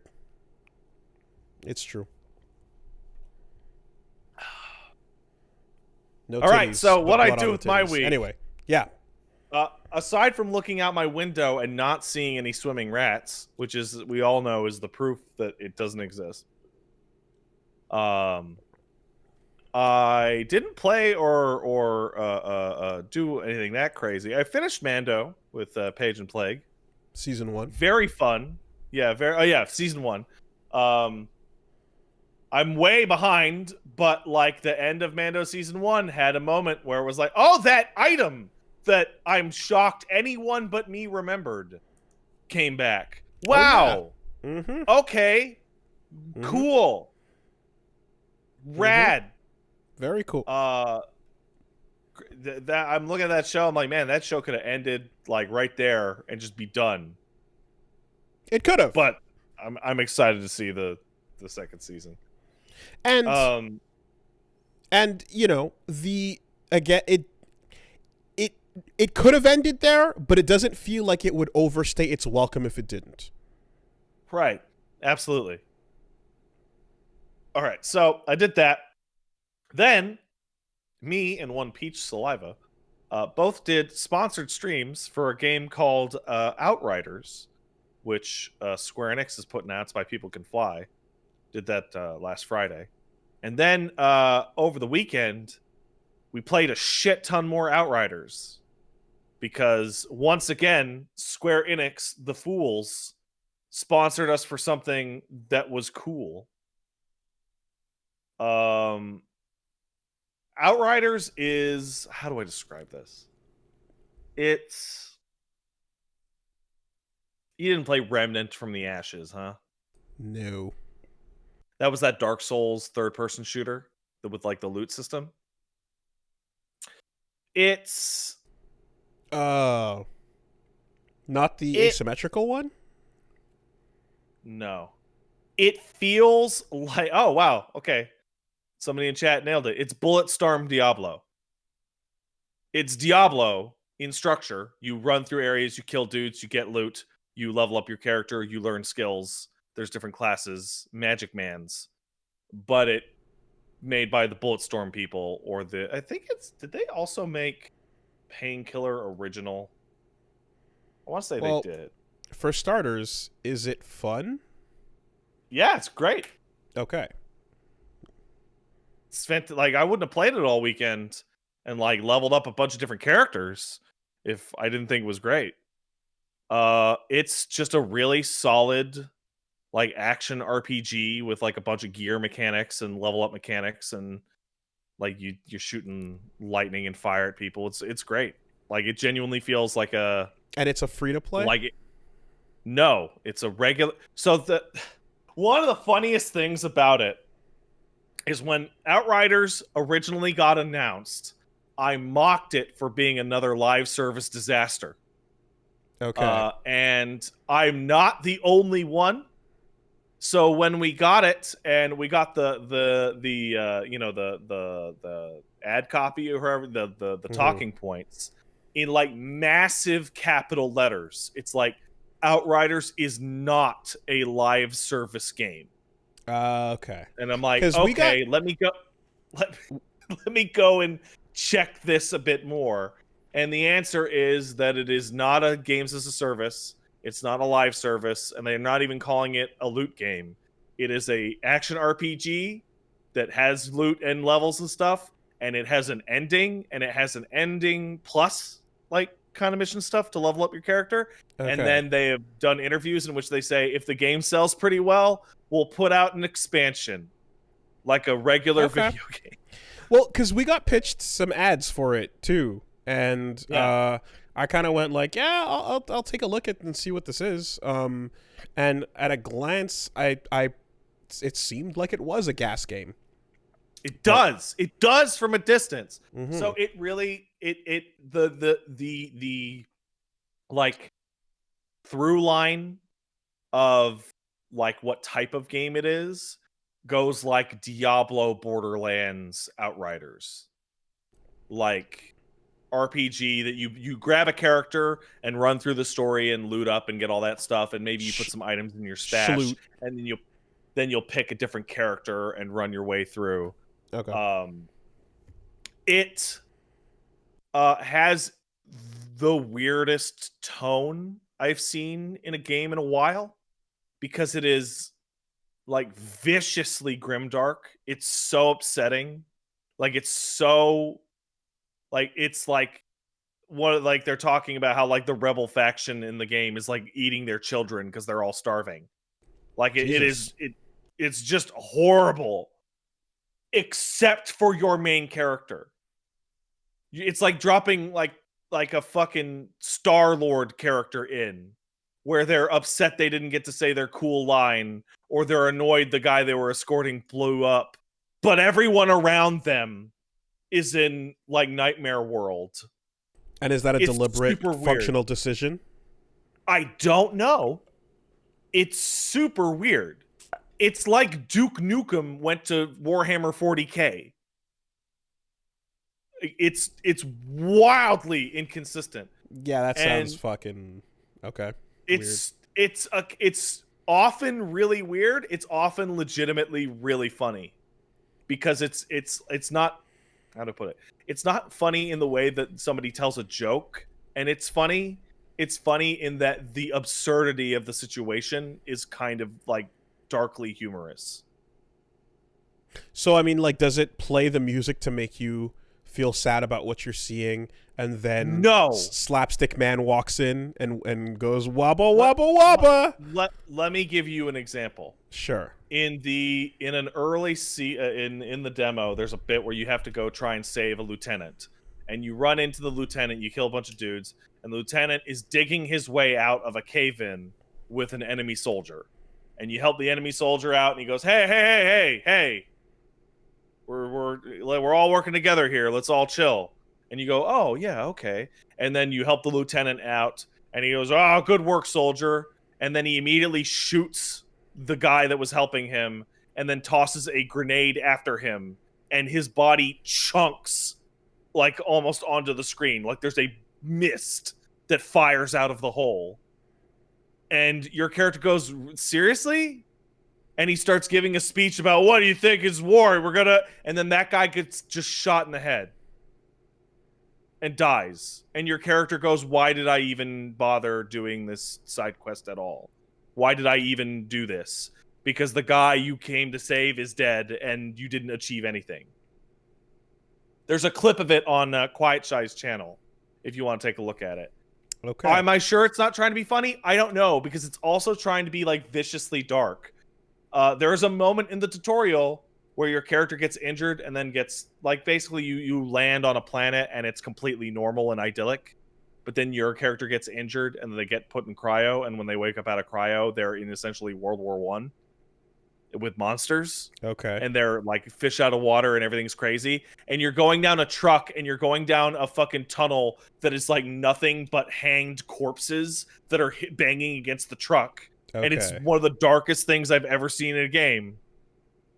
And then like 2 minutes later, the character's like, wow, they're running away from me. I'm a badass. And is shooting like lightning bolts. Like, it's super weird. Yeah, it's genuinely bizarre. I guess the question is like, are they meat gags or are they meant to be really like disturbing, you know? Both. Yeah, okay. Like, it's like, did you ever play Bulletstorm? No. Bulletstorm was like, it's what was actually happening in Bulletstorm was a fucking nightmare. Like, it was like the end, it was like the that planet that gets fucked to death in Firefly. Sure. Like, but your character is an idiot and is like screaming at Jennifer Hale that she'll kill her dick, and are like oblivious to the existential nightmare horror of what's going on. See, I don't like well, you know, just based on what you're saying, if it doesn't actually decide or have a clear one or the other, that jarringness would probably start to get really grating the further you went in, because the tone you establish, I think, is like important to like create a lens that you're supposed to view it through in a way, or at the very least give you some sort of indicator. And if the whole point is to subvert that and fuck you up with it in the end, then so be it. That's your goal. But like, if you go into Half-Life, for example, and you see the meat gag come flying out the tube, and you go, all right, that's meant to be a fucking gag, you know? Yeah. Or you see like the way like the cages of people are cubed together in Doom, and you're like, it's Doom. You know what I mean? You're not going to think twice about it. It's super weird. It like, your character's a fish out of water, and they act like a fish out of water because they have like that. It's a world in which everyone's been fighting a 31-year war against nightmares and mutants and people who eat babies. Yeah, and your dude just woke up from a nap from like a stroll and is like, "Hey guys, I have powers." It's super bizarre. Now you played Duke Nukem Forever, right? I did. You remember when that starts getting into the like alien pregnant birthing levels and whatnot? Oh yeah. Where Duke is like, yeah, they're dead. Yeah, the Olsen twins are now alien preggers. Oh man. Yeah, it is. And then they just pop, and you're like, okay. Think of all these like ridiculous punchline things where they go to the maximum. Yeah. This has reeled it back. Okay. And so it's like, it's weird. It's not upsetting. I actually really dig the tone, honestly. Okay. I find it really interesting. And more importantly than that, like, the actual shoot and get gun and use magic power is fantastic. Like, I absolutely love it. Cool. Okay. That's pretty much all I played for the... Oh, I played more Persona 5 Strikers, Scramble, whatever the fucking game's called. Yeah. Hey, it's really good. It's really, really, really, really excellent. Yep, I installed that, bought it, and I'm gonna be playing that with Punch Mom. So it might take a while to get through, but we're gonna go through it together. I'm interested in seeing what you think of the villains. Okay. Because the villains are of a very different type than the ones in P5 regular. Well, I saw based on that trailer, there's the pink-haired girl that seems to be like a kind of like posh pop J-pop star looking girl. Did you manage? So you streamed a bit of it. You were fine, I guess, just doing a bit of it. I streamed like 3 hours of the second dungeon. Okay. Like fucking dead ass middle of the not important. Does there yet exist a video that is Royale only catch-up content? Nope. Damn. Oh, I mean, probably, but I didn't watch it because I still planning on going through Royal. Okay. However, because Scramble/Strikers was in development alongside Royal, none of the Royal content is actually in Strikers, to the point where they will make throwaway lines that Royal happened, but it absolutely makes no influence on the plot. Like, so you mentioned that last week, and that's what kind of gave me the like. I'm like, okay, I won't worry about going in. It's a sequel to Persona 5, not to Persona 5 Royal. Right. But I still I really hope there's a like nice little Royal only compilation somewhere. The weirdest thing about it is like both of the Persona 5 spin-off games went new character, redhead. Cute redhead, go. I can say from just that title screen, or at the very least the idle cross media bar screen, like the fucking music already sounds banging. Oh, it's great. Oh, it's so good. The remix of Last Surprise is incredible. Weird issue though, that game has for some reason. Once you buy it, you can't go back to it on the PSN store page. Like, only this game for like, because I watched the trailer and then I bought it, and then when I was telling Punch Mom about it, I wanted to show her the trailer, so I went to the PSN store and then like returned to the store page for the game, but instead it just brings you to the bonus content page, and you can no longer look at the game page to watch the trailer. So I was like, oh, that sucks. I like going back to the Why don't you game just page go to the sometimes. library? You can do that, but it just leads you to the bonus content page again.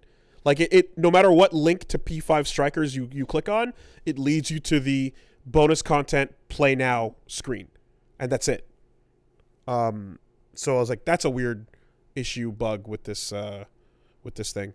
But yeah, sounds fucking sick. You get carryover content depending on where your save file is. Oh shit. Okay. P5 and P5 Royal give you, and what it is it's music from respective things. Okay. So on if you have Joker in Smash, they give you something on the Switch version, which I think is funny. Okay. And if you have a Persona 5 or Persona 5 Royal save, they give you something. And on PC, you get nothing. Okay, well, I'm going to have to sync up and make sure that works then. Yeah. Huh, cool. If you hear disgusting snort noises, excuse me, I'm washing a dog over here. Okay, well, can we take a word from our sponsors in the meantime? Let's take a word from our sponsors. All right. Hope they don't mind some dog washing. This week, the podcast is brought to you by ExpressVPN. Hey, ExpressVPN, I use you almost every single day, and I love you. There you go. I don't think they mind the sounds, because ExpressVPN is not about restricting you from dog washing noises. It's about giving you the option. Let's say that dog washing noises were available only in Canada. This dog watching noises. Yeah. And you wanted access to that exclusively, then you would be disappointed to find out that, your video provider probably has some bullshit up that stops your ISP from letting you watch all this dog washing goodness. But with ExpressVPN, you can just say, hey, I'm a Canadian. What's that all about, eh? Maple syrup? Yup. And then... Oh, Lord Thunder Jesus, where the fuck am I going to watch a goddamn just do your... Sunny? Yep, no, but you see, you're getting... that was too good. The point is you have to be like an ExpressVPN impression. You're putting on the thing and then you're pretending you're from here. So you grab your cabana sucre and you're like, yeah, love me some of that bacon. It's true. Well, yeehaw! I would like to watch my Always Sunny in Philadelphia normally from my America. Going out for a rip there, are you, bud? Anyway. What? ExpressVPN is how you can access all kinds of international content that is locked away from you otherwise. Doesn't matter where you are. You can control which country you want Netflix to think you're in. Over 90 countries to choose from. Whenever you run out of stuff to watch, you can just switch it up, unlock new shows. And, it's just that simple. I mean, I remember when I was going through Terrace House and I was able to access the episodes that were only available in Japan at the time.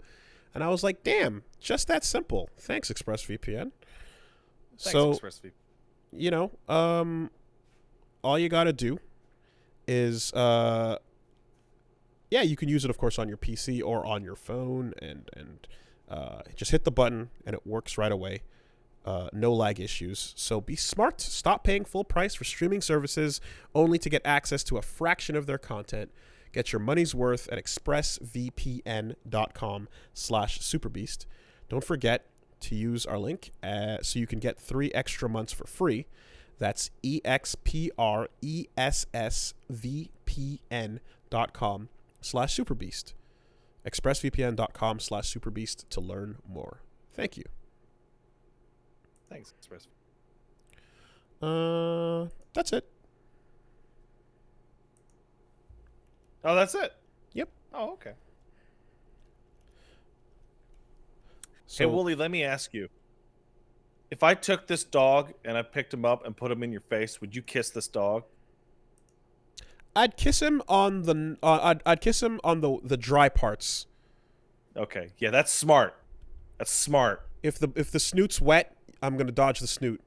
But you're gonna want to go to the top of the head. Yeah. Then I'm hitting the dry parts. It's It's gross in there.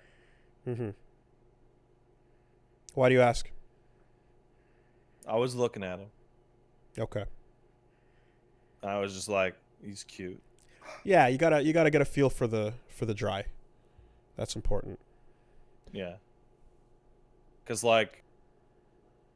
dude, I'll be asleep and the dog will just mash his face directly into my face and then cough. You're lucky that's the orifice gas you're getting. Oh, the dog's rubbed his dick on my head when I was asleep. That's happened. There you go. Like he'll step over my head to get to my side, and then I got just dog dick in the ear. I mean, that stuff about Iggy just farting in your face is not that hyperbolic. Real. Yeah. Real. Oh, for sure. Absolutely. Tell you what, though, you can't hear the ocean. Man, I've heard dogs ripping it up. I've never heard a cat fart. I have heard a cat fart. I've heard that cat fart. In fact, Paige went to pet. He's on his cat tree right next to us. Paige went to pet him last night, and he literally just farted at her to say, "I don't want to be pet right now." Okay, fair enough. And it was like a tiny little brat.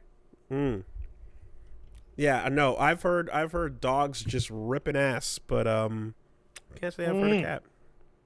Yeah. All right. Well, anyway, you gotta own a cat. Usually. What's going down? Elden Ring. You're doing it.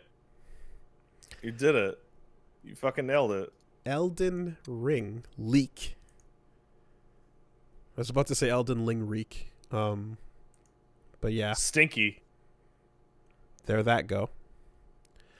We talked about that. We certainly already did. I don't need to linger too long on this one. Neither do you. But hey, Anthem's dead. Yeah. Anthem Shocking. 2.0, aka Anthem Next, No one has been officially canceled, and that's the end of that.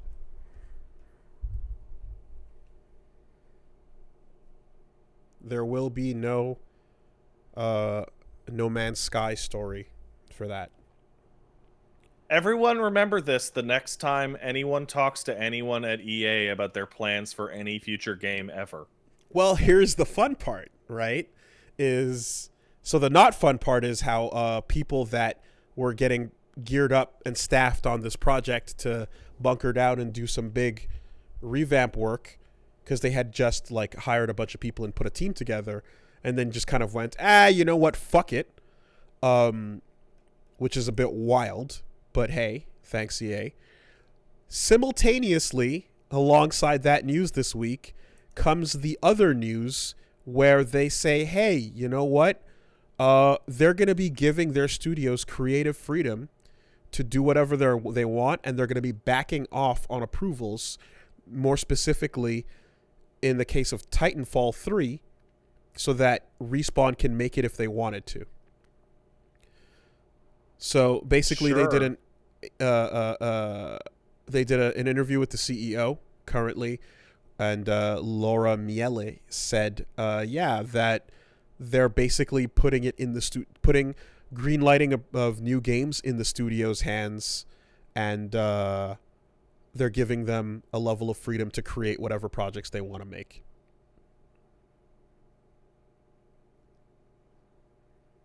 I don't believe them.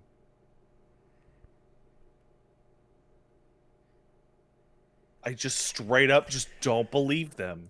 I mean, hey, if the public buck has been passed, then I don't see why the studio could not then come out and use the same. If it's not true, but if they say things that keep, like, basically, if Respawn were to then go, all right, cool, so now we're officially doing it, like, could EA then go behind the scenes and be like, nah, fuck you, and not have this lead to disastrous what they PR? what they would do is, if you want to make Titanfall 3, you need to hit these milestones. And they're impossible milestones. Looking for the exact quote. Oh yeah, and they did say that Apex was done without EA entirely. I remember that. That was a while ago. Apex takes place in the Titanfall world. Respawn team is incredibly proud of that legacy and brand. The team will determine what the future holds for Apex and Titanfall. I don't believe in directing or telling game teams what to create. It has to come from the player community and inspiration and motivation of the developers. Well, on paper, that says that it's up to Respawn if they want to do it or not. Now, we were told some time ago that there was like 3 Titanfall related projects that were not Apex. Ugh. One was a VR experience that's probably gone. The other was another thing that's not Titanfall 3 that's also Titanfall related that's probably gone. And then we also were told pretty much indirectly that Titanfall 3 is not being worked on by any of the staff. So they kind of hinted at 3 projects that are all sort of not happening in a way. So I don't know what the fuck is going on. This news as well is them stepping out of the way, basically going, yeah, we're not holding them back. And whether or not that's true remains to be seen. But it feels as if like this is all just gearing up for Respawn to have to come out and go, all right, well, I guess we are or are not doing it. A buck has been passed. This feels like it should be good, but I bet it sucks. You know what I mean? I mean, if the only thing that's if they just announce Apex 2, but there's Titans in it, I'll take that. Yeah, I'll take that. Fine. That's fine. I'll take that. The only thing that I know for 100% came out of the Anthem thing is that they went to the Dragon Age team doing 4, and they're like, okay, it doesn't have to be a live service. It can just be a single-player game. Oh, yeah. Well, I mean, could you imagine BioWare having to fucking advertise Dragon Age as a live service after they just literally dropped their last one? It'd be impossible.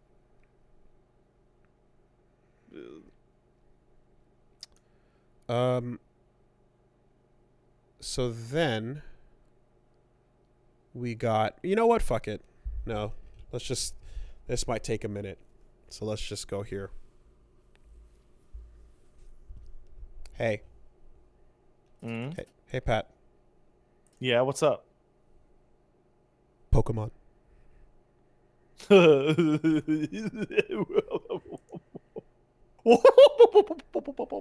Do you mean that game for babies? Pocket Monsters. Oh man. I legit, like, Wooly, I really have to say, seeing you just tweet the word Pokemon and like only mutuals may reply to this gave me a fucking good ass belly laugh. Like, oh, you got me good. Why is everyone so mad about these games all the time? And yes, I know I'm referring to myself, but like, I'm looking at the fucking game and it's got the chibi arts and everyone's shitting their asses. Like, it looks cute. So, 2 games were announced, as well as a Post Malone crossover, which is some wild shit, but that's fine. Oh, do you want to... Oh, that Post Malone thing put me through a loop, I'll tell you what. Hey, man, Post Malone is allowed to be wholesome. Okay, but no, like, I got boomered out the other day. Did you? Yeah, because people are talking, because I was streaming, and people were like, oh, the Post Malone Pokemon concert's in like a half hour. And I'm like, why are they holding a concert for Pokemon in Malone, New York? Like, that place is a shithole.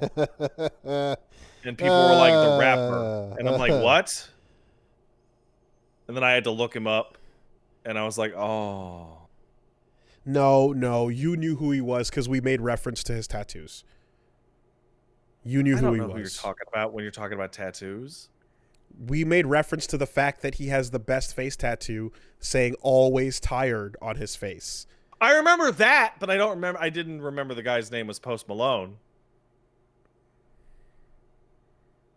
Well, I'll be honest, when you talk about musical acts, I just pretend that I know who you're talking about. I see. Okay. So then I suppose me saying that as unlikely as a fit as it seems, it's better than going with the ever colorful Takeshi 6ix9ine. See, I knew that guy because he's a criminal. Okay. Because the colors and the brand and the goofy excitement might be a little bit more Pokemon. That guy he's the snitch, right? Yeah. Oh yeah, he's super down. Okay. And then he came out, and then he double snitched by he got on video call. He got on Skype or fucking Zoom with them and started extra snitching hard and telling them they were idiots and fuck them and shit. And dude's insane. Loves it. Super Omega Final God tier snitch. Yep. Good for him? Question mark? Well, he also beat the shit out of his pregnant girlfriend. So. All right. I'm glad I added that question mark, because now I'm going to cross that question mark out and cross the whole sentence out. It's good. So, yeah. Gooba though. Anyway, so this announcement apparently was one for some remakes of the Sinnoh region. Pokemon Brilliant Diamond and Shining Pearl. Well, that makes sense. I was expecting Shining Diamond, but maybe I was just listening too hard for JoJo-isms. But anyway, I'm legit confused. Why is everyone yelling that the Sinnoh remake looks like trash? It looks like a 3D version of the sprites. Yeah, seems like it. I mean, if it were a new game that were like doing that look again, then we talked about it with Sword and Shield, right? If it were a new game that were doing that again, it'd be like, God damn it again. But like considering it's a remake of an older thing, I'm like, that's fine. It's a remake of an older thing. I'm like I legitimately don't understand because like Pokemon fans are literally getting a remake of an old game like every 2 or 3 years because they're idiots and they'll buy it. And they've wanted that particular one for a while, if I remember correctly. Yeah. The Sinnoh's been a thing that people have been clamoring for a long time, which is why I laughed quite heartily when that Nintendo fandom tweet rankings chart came out, which I don't know if you saw it, but it basically categorizes list of Nintendo fandoms, and it's really great. I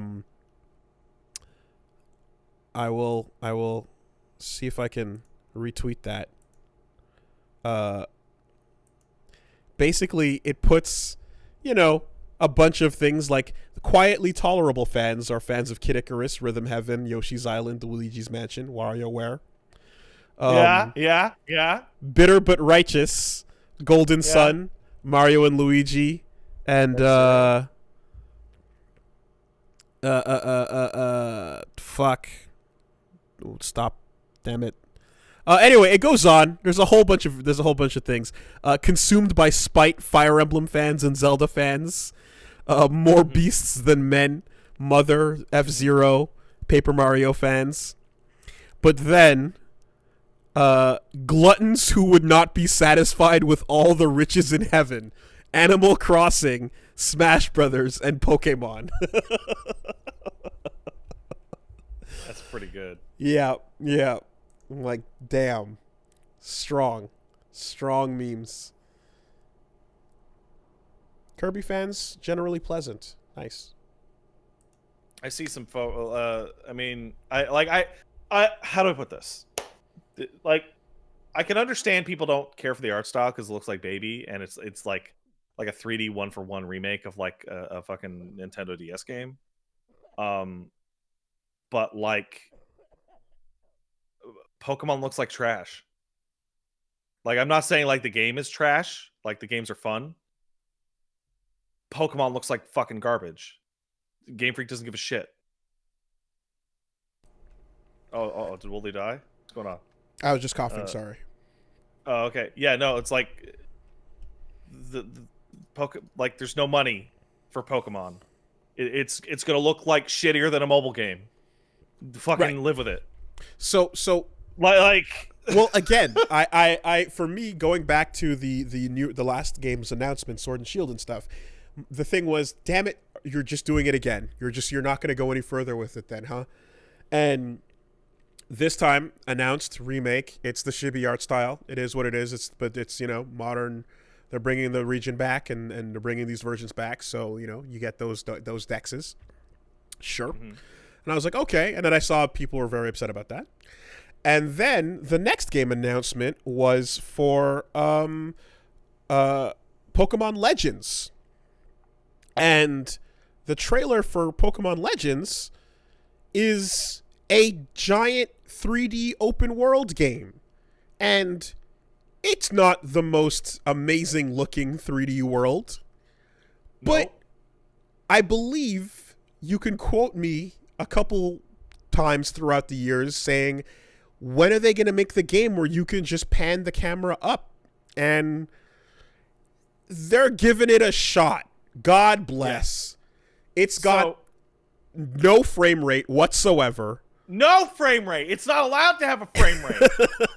But God bless, they're actually trying an action game style system where you walk around a world to scale and you go in the bushes and you catch a Pokemon and you throw out a thing and it fights. And so that is progress with Game Freak. So it's So like, is go Legends for it. the one being made by the main team, or is the remake being the one made by the? Like... I don't know, but if this is what you've got to make to try out baby steps in the, if you've got to take these little dips in the pool before you go to the next thing, then fucking do it. By all means. So I mean, I think it's nice that they're actually going for it for once.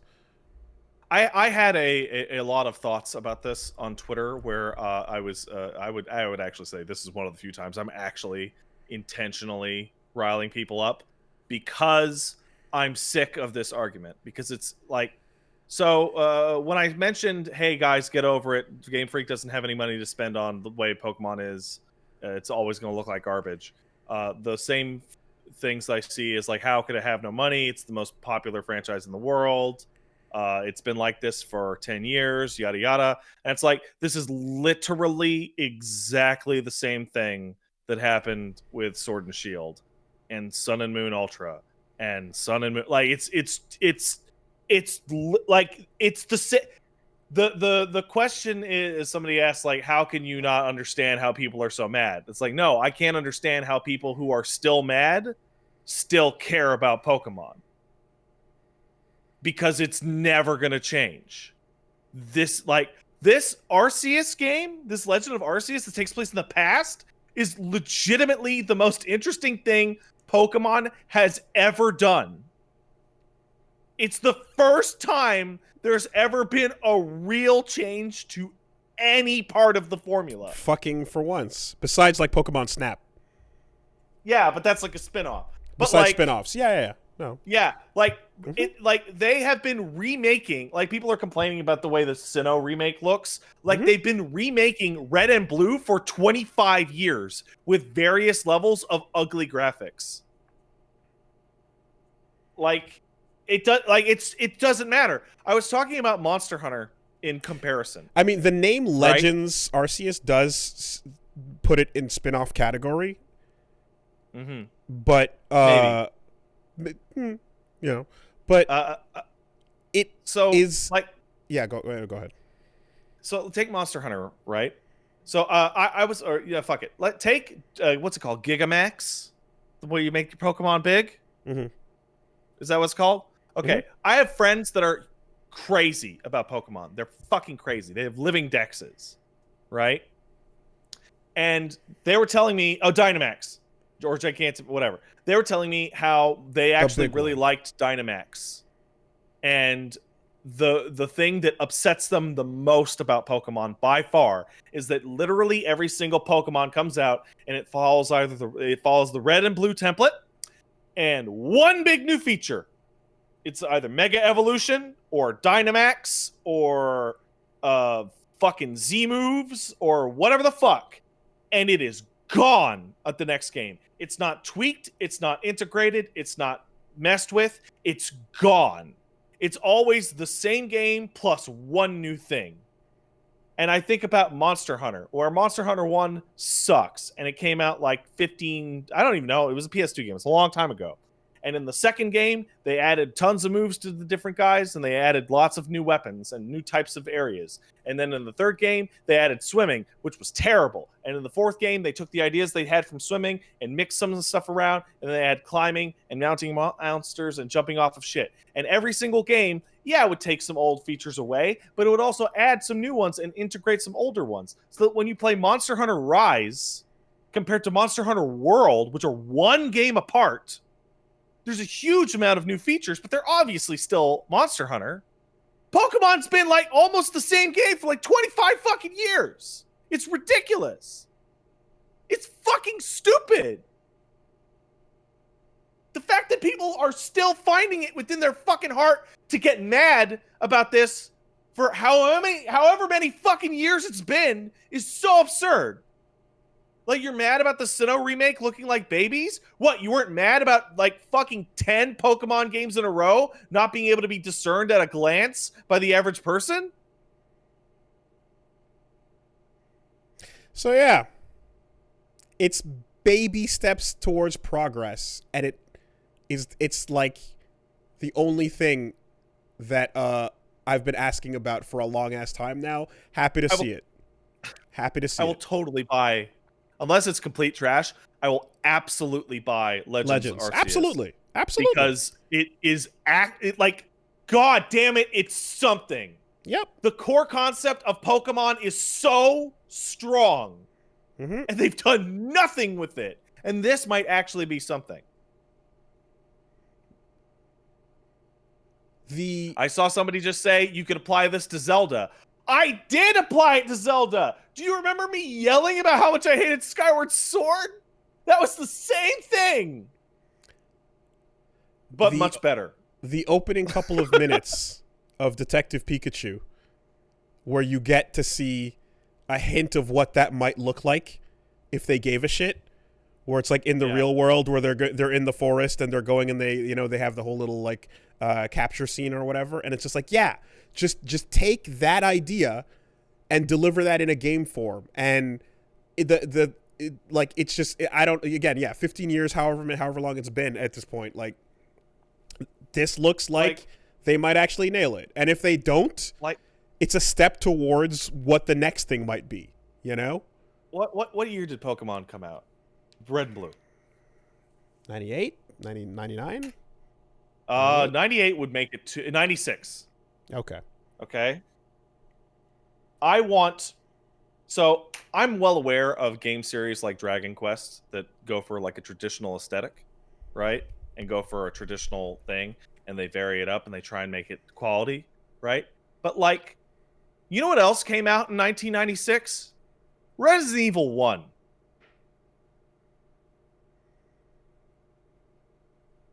Look at the fucking gap in fucking scope and quality. Super Mario 64 and Tekken 2 came out that year, for fuck's sake. Like, there's so much fucking shit. Front Mission 1, Civ 2. Man, 96 was rad. Now, this was Kirby a handheld Superstar. franchise. Handheld franchise, of course. Sure. Let's compare it to another handheld franchise. Okay, I have an idea. When did Monster Hunter Freedom Unite come out? It came out in 2008. What Pokemon game came out in 2008? XY? Fucking the last Pokemon game that... Oh, Platinum! The fucking Diamond and Pearl combined game. Right, okay.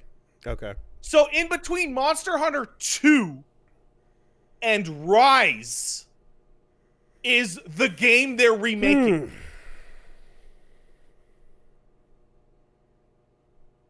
What a perfect fucking analogy. Yeah. So the thing with the anger on this one is that wading into the comments, I legitimately couldn't understand it.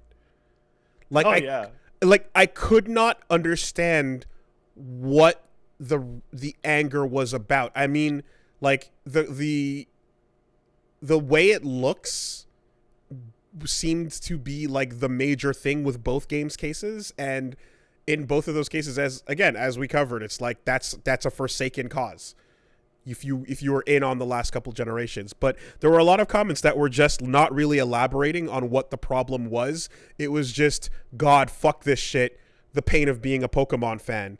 And I'm like, you're looking at a fucking, like, all the riches in the world being handed to you, and a giant, like, big event and all this anniversary shit and whatever else the fuck is going on with it, and Pokemon Snap and whatever.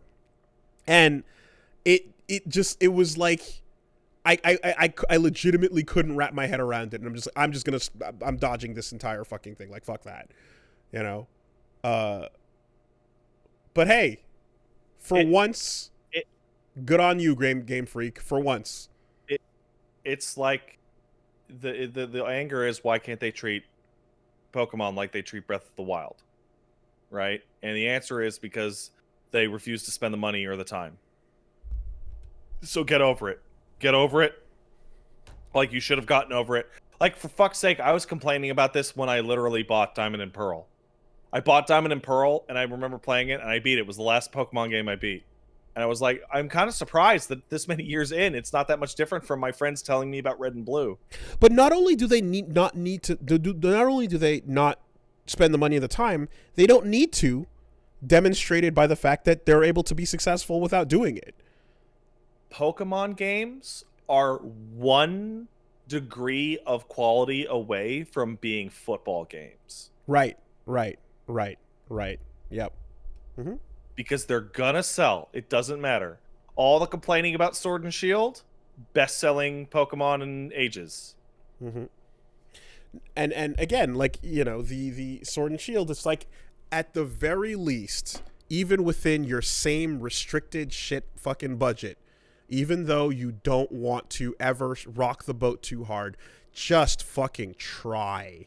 Just try. Yeah, and it's this thing where it's like, hey, I'm like, why are people mad? But I'm yelling. Like, it's kind of, and it's the indignation of like, I can't believe Madden is terrible this year again. Mm-hmm. How could they do this? Stop buying it. Stop buying it. Yeah, no, that's never an option. Don't buy it every year, you idiots. Nuh-uh. No. Oh, okay. Baby wants his ball. I guess keep stabbing your dick then. Yeah, no, exactly. So yeah, SMH my head. Fucking embarrassing look. And like it's whenever when it drops, I'm sure that frame rate will not be any better. I'm sure it'll have to be better than that trailer. That's real bad. Don't think so, dude. I think it'll be very much like, nope, this is what we're doing. This is the amount of money we're willing to spend on it. You're going to play this game with whatever fucking frame rate we serve to you. And that'll be that. This feels like literally the richest company in the world is going, look, it's the most important thing in the world, and they hand you like Deadly Premonition 1. Look, we made it for you. They have so much money. They have so much money. It's crazy how much money they have. I was just about to ask you like the most mean question about a game possible, because I was going to ask you, have you looked at Clems's video detailing Little Town Hero? I haven't. So the reason why that's mean is that my brain didn't even go to have you played or seen Little Town Hero, because no, you wouldn't have. Why would you have bothered? That's how low that get. Hey, so I watched Clems's video on Little Town Hero. If you're interested, you should check it out. Guess what? That game sucks. What is it? It's a shitty RPG where you walk around a town like a board game and fight monsters that attack the town. Yeah, okay. The one of the final points of Clems's review, which you should check out, it's legitimately good, is that Toby Fox composed a lot of music for it. Oh. And the music's incredible. And the final boss fight is so bad and so annoying that Clems is like, I got really tired of Toby's music. Wow. Okay. That's how bad the fucking thing is. Like,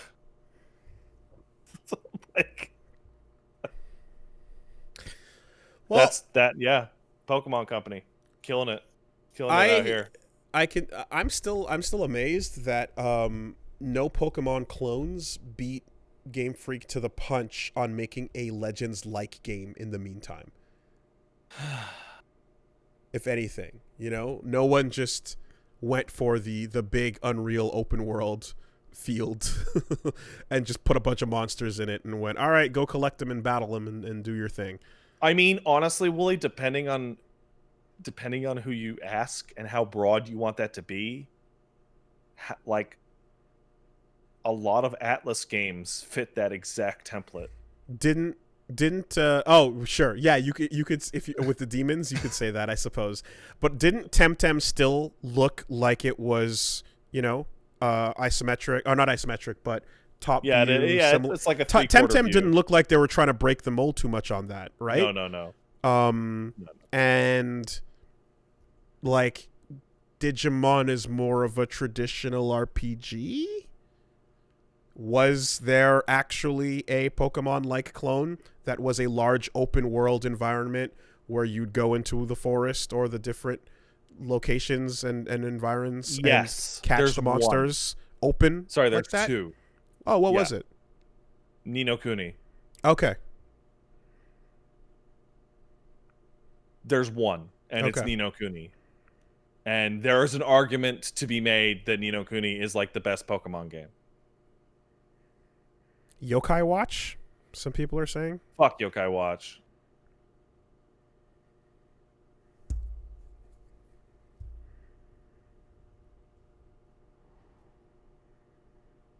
That was a giant open world? Yokai Watch is so fucking weird. I don't know much about it other than the FF14 weapons look like trash. And it's called Watch because it's a watch. Because when I see like footage of that, it still looks like Pokemon angle, Pokemon style. Yeah. So I wasn't given the impression that there that's was exactly a lunch just sitting on the solving the table problem. for 25 years that nobody took. Mm-hmm. Oh, the 4th one did it. Ah. Okay. Well, Did that even come out here? I have no idea. All right, so there are examples. There are a few examples. Did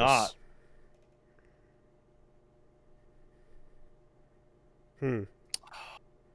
Well, no one, you know what? Some people did take some of that lunch from the table, but no one took enough of it that it made an impact enough that I guess we heard about it in that way. That being said, man, dude, like, I think my favorite part of this whole thing is, as Pokemon fans, we're getting super angry. The Pokemon official Twitter account was like, hey guys, we just announced some stuff. What do you think is the most underrated Pokemon?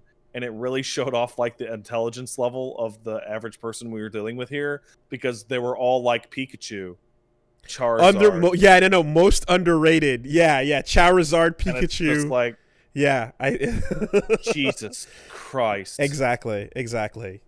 Holy shit. Doesn't say your favorite, but shut up. It's my favorite. I don't want to talk about anything else. Shut up. Yeah. Imagine the Shoto's only feeling, like infinitely deeper and stronger. Pikachu's super underrated, man. He's still the best. Yeah, I saw that tweet. I choose not to evolve because Ash didn't. Ash is a loser. He won that one time. Did he? He did win one season of the anime tournament at some point. Are you sure?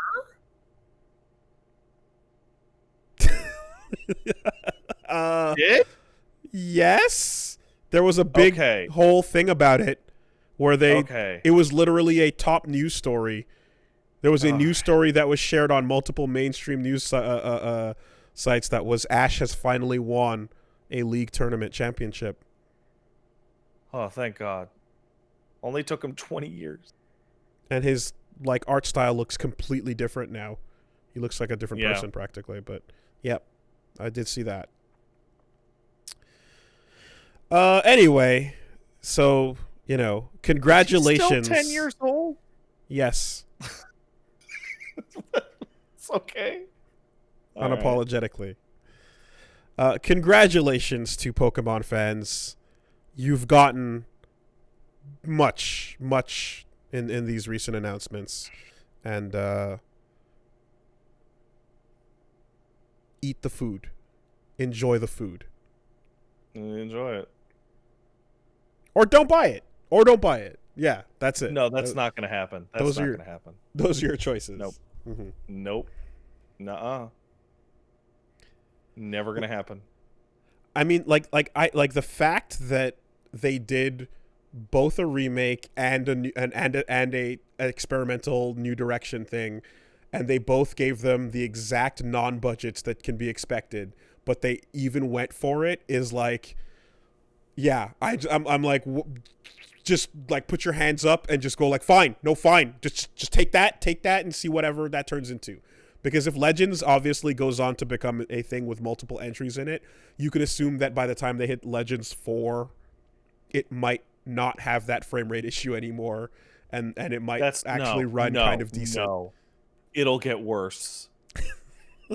It'll get worse. Anyway. No, seriously, watch Legends come out, and they'll be like, wow, look at this incredible world. Are you ready to catch a whopping 40 Pokemon? Look, we gave them animations. So I went back and I'm looking at the tweet, and it's literally, it's not just, hey, what's your favorite underrated, or what's the most underrated Pokemon? And then it not only is it Pikachu, Snorlax, Lucario, Charizard, but it's all in the same screenshot because they're one right under the other.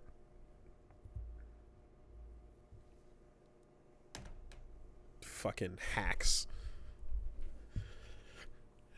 All right. You know what, like, the darkest moment in Monster Hunter history is when they fucking put out Monster Hunter Tri on the Wii, and it had 18 monsters. Well, wasn't the world number even the lowest? World Monster on was launch? like 40. Oh. World Monster was like, I think it was 35 at launch, and by the end of the world, it was like 45. Like, it was 18. It was, oh my god. Wow. It was so bad. Like, so I'm just thinking of, like, check out our Arceus Legends, where you can catch, like, imagine if they said the monsters that we had seen, and there's like 10 more. Right. All your favorites.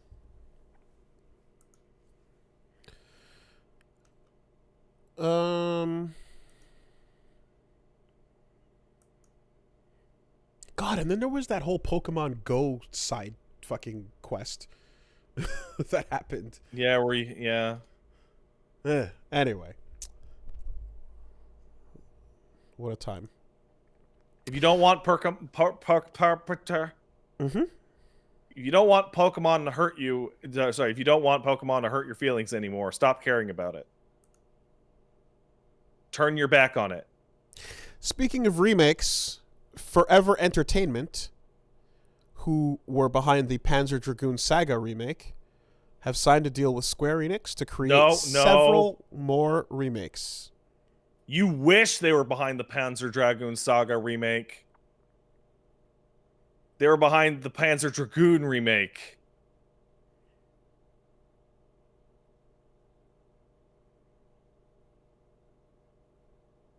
And they're gonna make Zwei next. Yes. And now everyone's like, please, goddammit, please remake Saga. Let me play Saga, please. So now they're being hired to make all kinds of remakes. Hopefully it's Zwei, Orta, and Saga.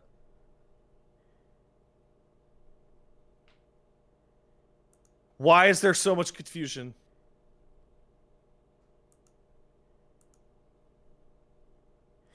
Looking at the site announcement for this, and it's all in Polish. So That would be, yeah, okay. I can't get the full gist, but the Google that would Quick be Translate some confusion. does say that they are here for making remakes, several remakes based on brands owned by the Japanese company. Okay. Sure. Those games are great. I want more of them. Could be anything Square's making, though. Doesn't specify exactly what in particular. But they have made a deal to make several remakes of games. Mm-hmm. Now, to be fair, there was an era back in the day where Square would put out a lot of experimental shit, I'll say. Like, you know, I feel like maybe I'm just not paying attention as much anymore, but like there used to be a really diverse, you know, release schedule of Square games over the years with shit like Einhander and Project Sylphid and There's a lot of weird shit out there. I always say End of Eternity because I forget the other name of it. Something of Fate. Resonance of Fate. There you go. Yeah. A lot of weird shit. God bless the ring. Oh, fuck off. Then Square also had a bunch of shit to announce with the Sony. One, FF7 Remake Intergrade. We're back to stupid fucking names, everybody! Woo! 7RI. More importantly, we're back to stupid fucking expansion characters. Yeah! And the ever-looming threat of Gact ticks closer. The Gact clock is 1 hour closer to midnight. Been more real. It's so close. Because if you're bringing in Dirge of Cerberus and you're bringing in the final boss of Dirge of Cerberus, or you know, you're bringing in Dirge, that means redemption, and redemption is one step away from Genesis fucking whatever the fuck he was called. I don't know, Genesis. The red dude. His name is Genesis. No, but he had the special final boss name for the... Oh, who gives a shit? The fully powered up version. Yeah. We're getting real close. Real. Rhapsodius. There you go. Genesis Rhapsodius. So I have a very bizarre piece of news attached to this that wasn't part of the announcement. So Final Fantasy 7 Remake Intergrade is the PS5, probably PC version of FF7R, which will include the Yuffie Kisaragi chapter with the other side group of Avalanche that were hanging out that you were hanging out with otherwise. Oh, they were there the whole time. Wutai infiltrate, Moogle costume, yada yada. And there's a girl there. She's clearly designed by Nomura. Her blouse wraps over her tits and goes to her belt. Yeah. Like, yep. And you get it free if you own FF7 Remake. On the PS4, right? But it's nice. The PS5 version, right? You get it. You get it free. It's an upgrade. And FF7 Remake is free on PS Plus right now. Wait, but if you get the PS Plus version of FF7R, you don't get the free upgrade to Intergrade on the PS5. Wait, wait, hold on. You get the PS5 version, but the Intergrade version is not free? Oh, that's so confusing. Oh my god. Okay, hold on a second here. What are you talking about? Let's fact check this real quick. Okay. FF7 Remake Intergrade. FF7 Intergrade is launching on June 10th for PS4 and PS5. It is available as a free upgrade for Sony's next-gen console for those who already own it on the PS4. But the enhanced visuals and frame rate boost and such will only be on the next-gen console. Okay, no. If you own the PS4 version of Intergrade, you can get the PS5 version. Oh, God, that's so confusing. That's just having both of the same version of the thing. It's not at all a free thing for remake owners. All right. Yeah. I'm going to stream that when it comes out. Yeah, Yuffie's going to have all her moves and do all her stuff. And then she's going to re-show up in the story later. Yeah. And stuff. She'll be like, "Who are you?" They'll be like, "Who are you?" And then Yuffie will be like, "I knew you were there the whole time." And then your save data will be like, look, it's all the shit you left on her. Do you think that Yuffie will still call Tifa boobs disparagingly? I don't think that's going to get through, but I think something... I hope something equally funny makes it through. I doubt they're going to do that.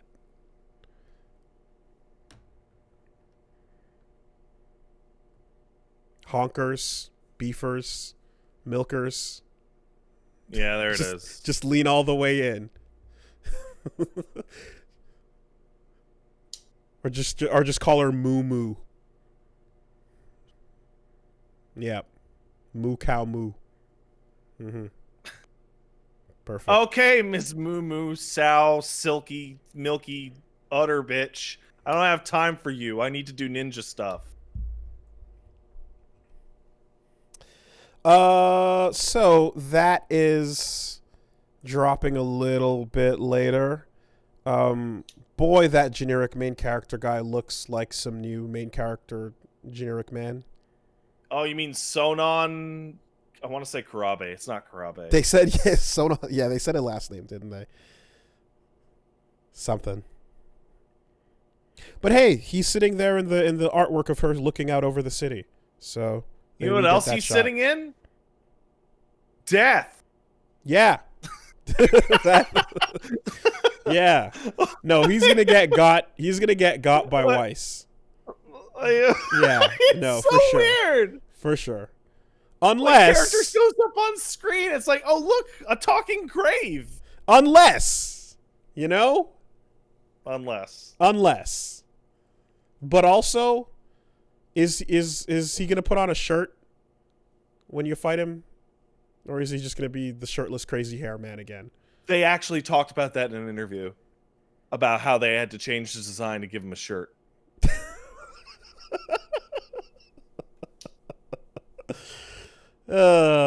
Yeah. They're like, we wanted to make him look different this time, so we gave him clothes. Cool. Yeah, he's a VR boss. Cool. Okay. Yeah, of course. Did you think he wasn't gonna squeeze his stuff in there? He's absolutely waiting for it. You know, to set the record straight. They're gonna have to make a decision about Gact though, at some point, because he's not directing the next game, right? Like they said, a new director, the co-director of the remake, is taking over for the next game. They're gonna have to make a decision about Soldier G, and they're gonna have to, you know, actually commit to it, write it out, or redo it completely differently. Yeah. And I Here's don't what's gonna happen. Gac's gonna come out of his pod, and you're gonna see the pod open from a front view shot. Then you're gonna go behind the pod from a 3/4 angle, and the pod door will open towards the camera, and you'll see a figure step out with his back shrouded by the door, and then an explosion will go off due to time shenanigans, and he'll go, ah, my face, ah, my face is burned, ah. And my voice! Ah, it burned my throat, my voice! And as he writhes on the ground and burns and screams in the background, you just hear redemption.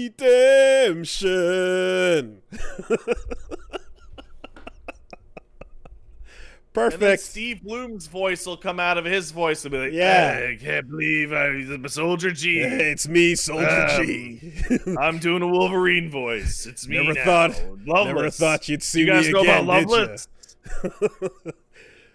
The original Soldier. Me and Sephiroth, don't you remember? Yeah. There you go. That's how it's going to happen. Yeah, there. I mean, like, I'm like, it's either that or they go, you know what, fuck it, and they give Gact the phone call, and then they get ready for this big old promotional cross fucking push campaign thing, And then on the eve of the announcement, Gact goes on and says some embarrassing shit about women again. and then they go, oh no. Oh God. Oh jeez. Not again. Fuck. Oh jeez. Oh. Gacted. Yes. Well, anyway. Regacted, yeah. So they also announced FF7 Ever Crisis, and which is way more interesting. This is fucking interesting because for a long time, I remember bringing up to empty rooms. I would just stand in an empty room and go, "Okay, but what about before Crisis, though?" What? Yeah. And the empty room would not reply. The empty room a would lot be of like, stuff happens in Before Crisis that and I'm like, people who speak English don't know about because you're never going to get to play. Oh, wait, what?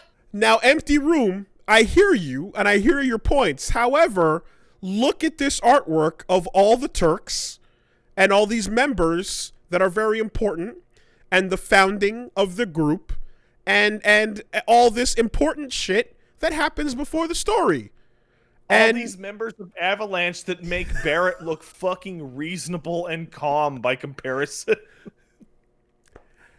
And the empty room continues to just blow wind in my direction. And I'm like, you know what? Fair enough. No one asked. I apologize for even bringing it up.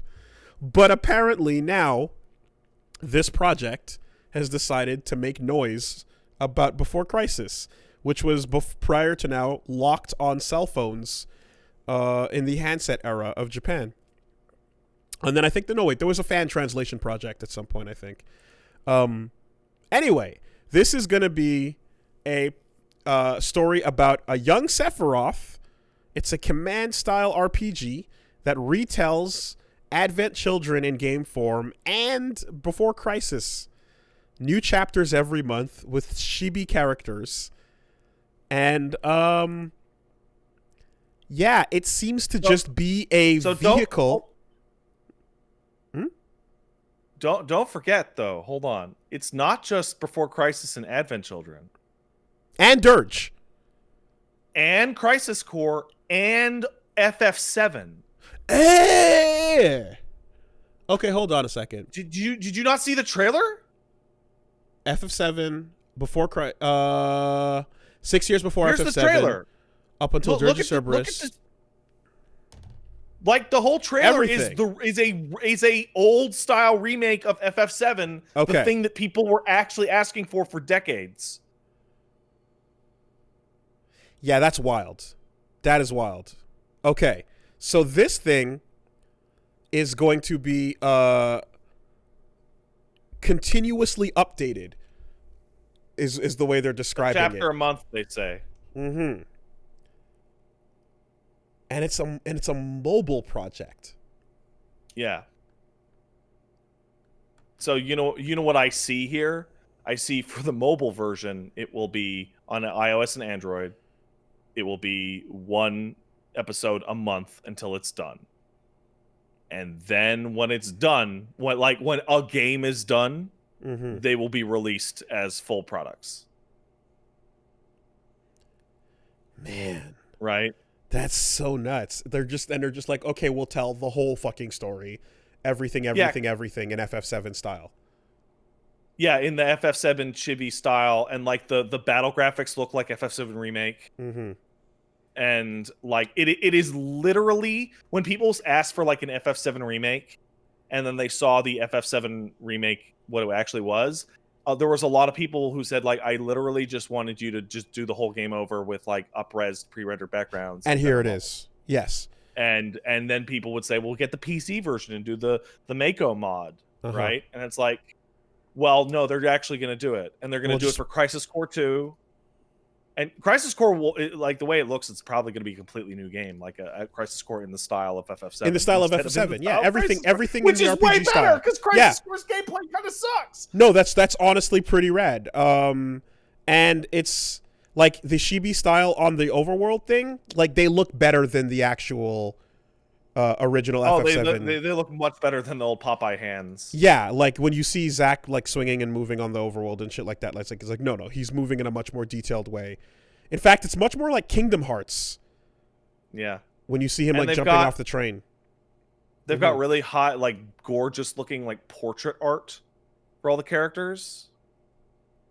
I did see those portraits. Yeah. Those look pretty good. And then when you get into fights, it's the actual remake, full detailed models in turn-based style. Like this is really, really exciting for a lot of ways. One, Before Crisis and Advent Children and Crisis Core will be saved from their respective problems, of which there are many. But more importantly, we're going to get a new translation of FF7, like a real, actual translation of FF7. With all side stories and compilation content all worked in together in a single coherent, like, space. I want... Coherent, You know, I didn't check. I really should have gone and see, like, what does Tim have to say about this? Now, the question... I'm wondering is, with this being monthly, are they selling you every chapter individually? I assume they are.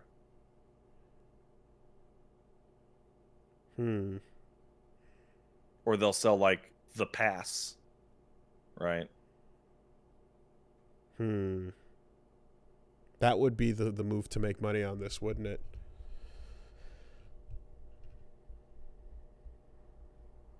Well, we'll see. But yeah, that's a crazy, unexpected thing alongside this whole remake timeline. Is just, here's redoing the old shit in a way that is actually just the prettying up of the old thing you wanted. And it seems like the type of thing that can be done by, like, a much smaller team, considering, you know, you don't have to voice act or do much besides just translate and convert existing content to this. Like you need so a couple creatively people they don't have to worry too much about what's going on. You need a couple people on board are there to be like, don't fuck it up, obviously. But like for the FF7 portion of it, which I think is the most exciting, like it's a trace job. Like literally trace over the PS1 game until it's finished. And then for all the other games, it's like convert this map into, you know, top view, and you know, and remove 80% of Crisis Core's terrible content. Okay, but Angeal though. Oh, I'm talking about the side mission. Okay. I 100%ed Crisis Core, and about 80% of that game is terrible side missions.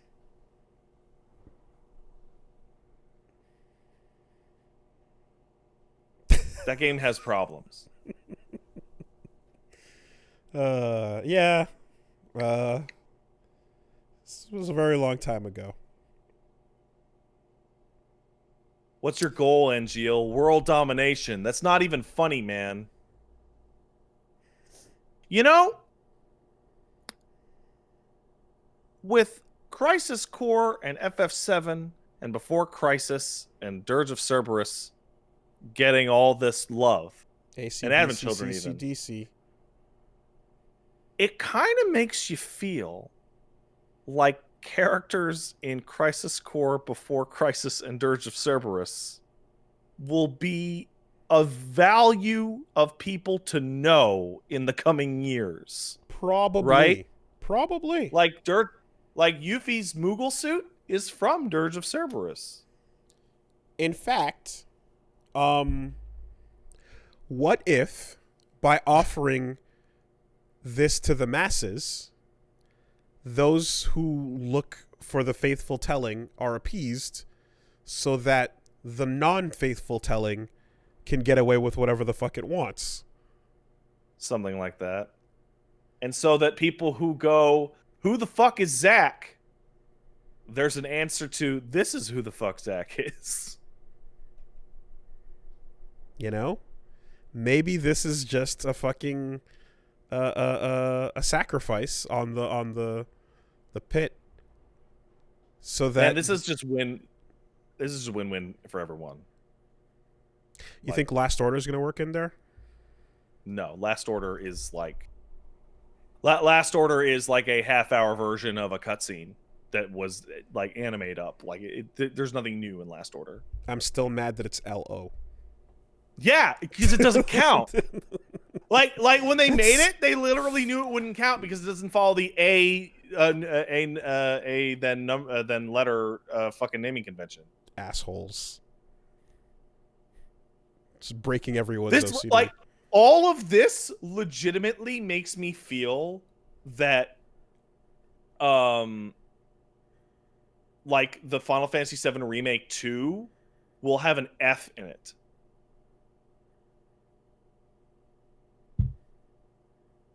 Like it will be like the subtitle will be AF.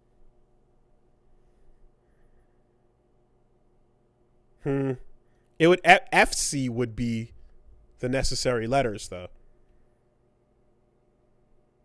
Yeah, no, it would be A. Yeah, somebody in the chat said "fucking crisis." No, no. Yeah. It would have to be FC. FC would the be sky going fuck. Forever Crisis. People are that could work. Final Crisis, yeah. Final. Oh, that's so on the nose for like 100 different reasons. But then they could never do anything after it. Yeah, they could do Final Crisis 2. Wooly, hold on. Hold on. I want you to look. You wait. I want you to look dead at the camera. Yeah. And tell me that putting the word final in a Final Fantasy game means they could never do anything afterward. Not only do they have free reign to do anything afterwards, but then you get GC. And God only knows who comes along then. Gact Crisis. I feel like this is kind of like, I said before, it's win-win for everybody. Mm-hmm. Everybody's going to get what they want.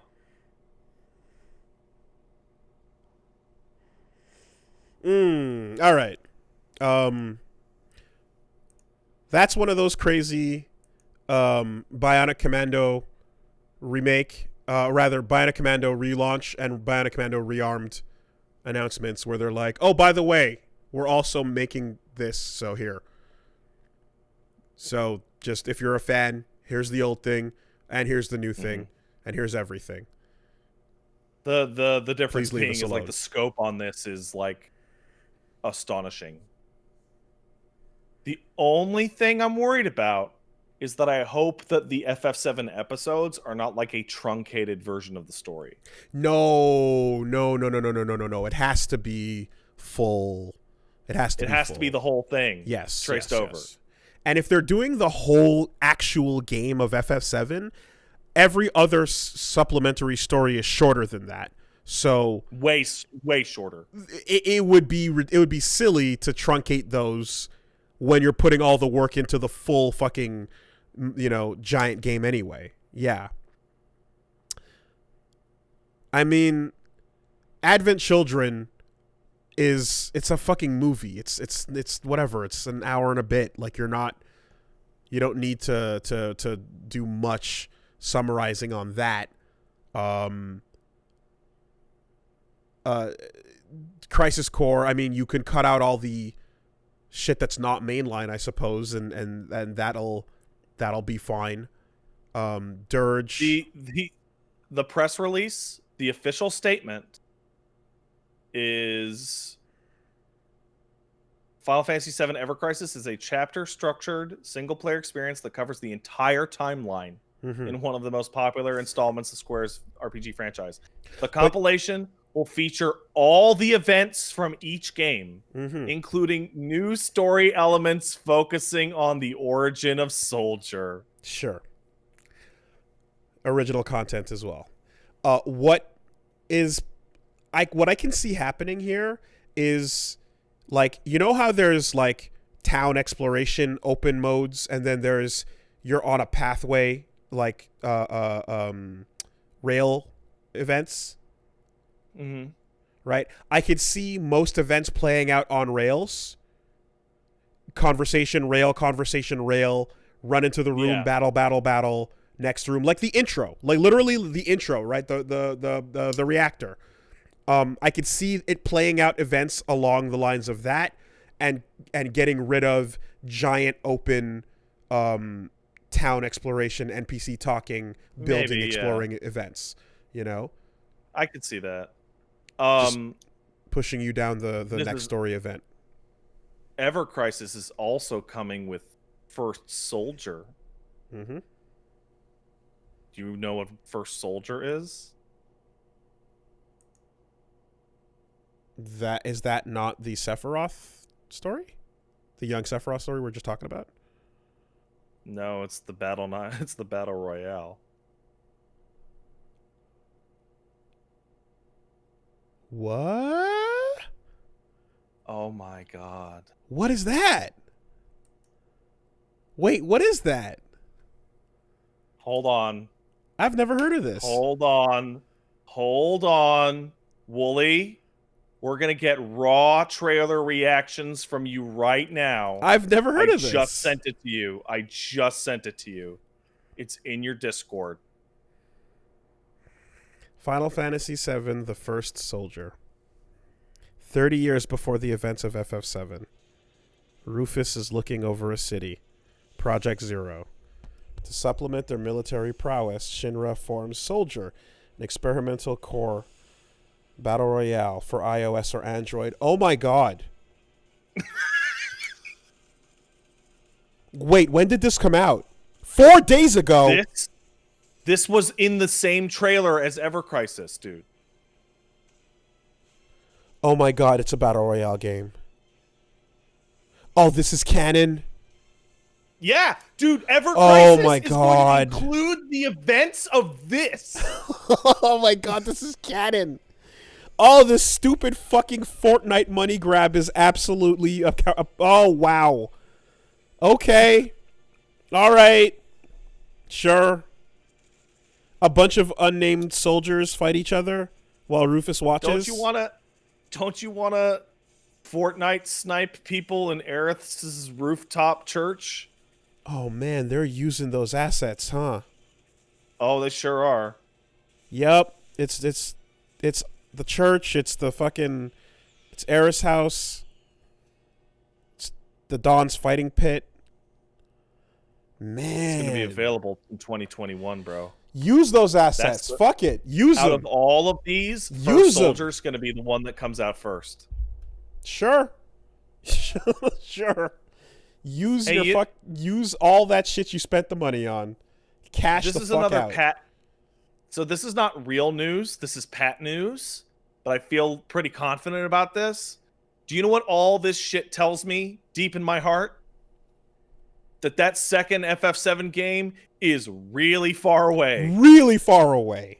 Really far away. Crazy far. Crazy. Like, not even remotely... Stop thinking about it far away. Oh, yeah. Mm-hmm. Like, First Soldier's coming out this year. Ever Crisis starts next year. Like, and it's one episode a month, so that's going to go for 2 years. Like, we thought perhaps they had started planning some shit out when they dropped this first remake, and it's like, absolutely go fuck yourself not. They were making Yuffie, and now they're making all these other things, and that is a huge fucking absolute massive boon to forget about FF7 R2. Just wipe it from your brain. Mm-hmm. FF7 R2 is like legitimately like 2024 at the absolute earliest. At the absolute earliest. Yeah, no, the commitment to go down this road was one that like is like, okay, we'll start, but shut up. People are saying FF16 is 2023. Okay, FF7 R2 will be 2025 then.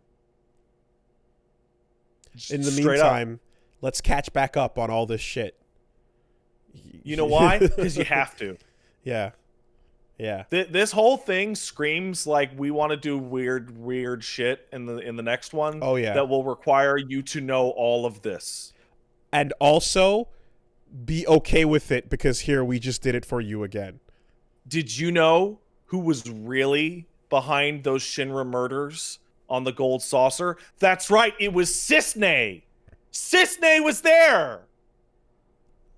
She did it for Vincent because she's cute. I don't know. It does. I just picked a random character. I mean, look, it honestly though, like it works. If you give people the like remake faithful version of events like this, it absolutely takes the heat off of the proper giant game. Oh, totally.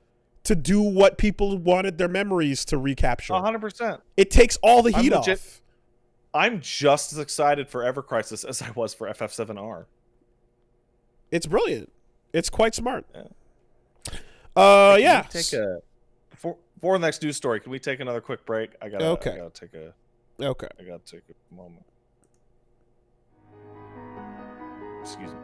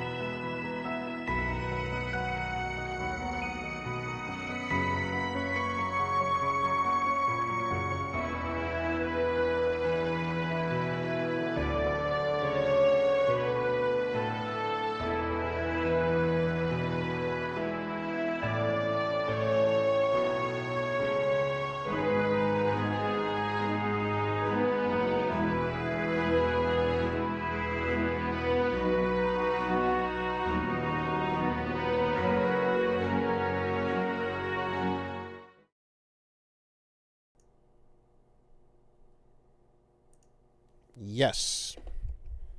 So, isn't it funny that we talked about two Japanese companies making remakes of their decades-old RPG series, and one makes everybody upset, and the other makes everybody like very joyful? Yeah. Isn't that kind of funny? Mm-hmm. And both consist of making a crazy new version of the thing and the classic remake of the older thing. Yeah, it's all about execution. It really It's actually also about money. Yes. Certainly. But, you know, that when I mentioned Rearmed just now, it's like, no, this is like coming bearing gifts in both hands is a thing. You know, classic franchise, come with a little bit of A and B, you know, and then go like, you know, Puritans, faithful fans of old, here you go. New kids, give us your money, here you go. Absolutely. Yeah. So,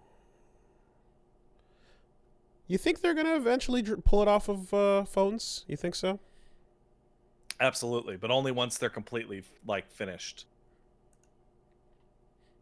Like it'll be the opposite of like what happened with like the Ace Attorney games and like Ghost Trick, where when they went to phones, they became like chapter based. Right. Okay, so then after that, Sony confirmed the PS5 VR hardware. That's not all that shocking. Yep. So they in fact, last week we got a little bit of an update, like a preview about it.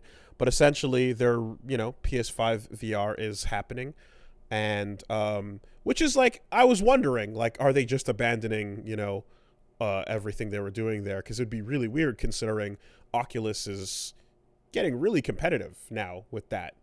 Like Oculus has stepped it up quite a bit. And yeah, the new VR system for PS5 is going to quote unquote enhance everything. Single cord connection, sure. New VR controller using DualSense features, and it's not coming this year. Cool. Hope it's as big as a pair of sunglasses. Yeah, not for another couple years. Yeah. Single cord is good though. Single cord is good. Though I really do like the freedom of the Quest not having anything connected to it. Like that feels very nice. And the sooner we can get to that on just about everything, the better. But yeah, admittedly, that's not that's probably not in the cards for a PlayStation tie-in hardware. Probably. Anyway, so yeah, just a little confirmation on that, and yeah, that was pretty much that was what Sony had to say. That was the week. 4 new characters coming to Skullgirls. A full season pass. I saw that, and my retweet says everything that I want to say, which is I literally cannot believe this. Yeah. I mean, so when Hidden Variable came out and said, hey, we're going to make Annie and we're going to keep making Skullgirls stuff and it's going to be without Mike and we're just, because we own, this is our product and we're going to keep working on it. They did pretty much say right there that they're like, we have more stuff planned, Yeah, but I didn't think it was going to happen. Yeah, that's exactly it. Like, no one did, right? Because they said it in that same statement, but no one really actually like thought it was gonna be a thing. But like, yeah, they're like, okay, no, Annie's dropping, and then here comes a full season. So Skullgirls is gonna be back in the limelight, and I mean it's a fucking good ass game with rollback, so why not? Good shit. Good shit on that. Bring it back. Turn the beat back. I do have another piece of news after this.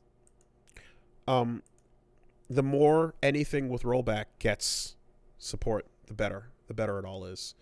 KOF 15 they were getting bullied into basically saying, hey, assholes, we don't give a fuck what's going on. And, eventually, with the hashtag SNK rollback, kind of pressuring all the announcements, Oda came out and said, yep, okay, so we didn't announce anything yet because we were not finished working on it. But since the start of the game, we've been trying to get rollback in. And so they basically went to KOF 15. The plan as it stands is for it to have rollback. All right. Will Samurai Showdown get saved? No. Not fucking likely. No way. So that's what that is. And all right, so we got Capcom, Arceus, and SNK. All right, Namco. Like next year, that fighting game roundtable is going to be literally every single one of them going, man, this rollback shit's crazy. We're getting lots of overseas sales. As well, technically. Oh yeah, that's true. Oh man. Harada. Oh man, Harada's gonna come out like, guys, I know we said we already had rollback, and I promise you that was the truth, but we've now seen the light. We've switched to Blitz netcode. We've made the switch. No. Tekken now runs on Blitz. He'll come out and he'll be like, guys, we've really heard your complaints. We've decided Tekken is now 4. Yes. Yes. Perfect. I mean, he can't come out and announce rollback for Tekken if he says it already has it, right? So it would have to be to be like we're re-engineering better something. Rollback. You'd have to say it in some different way, because that would be not good. That would be very bad. That's one of the weirdest ones ever for me, because it's like, no, Tekken totally already has rollback, and like everyone on the planet is like, really? Does it? Then it's not working properly, if so. Because it's bad then. Like, if it does, then you guys you fucked it all up because it's bad. But yeah, that's what's happening over on the SNK side of things. So we shall see.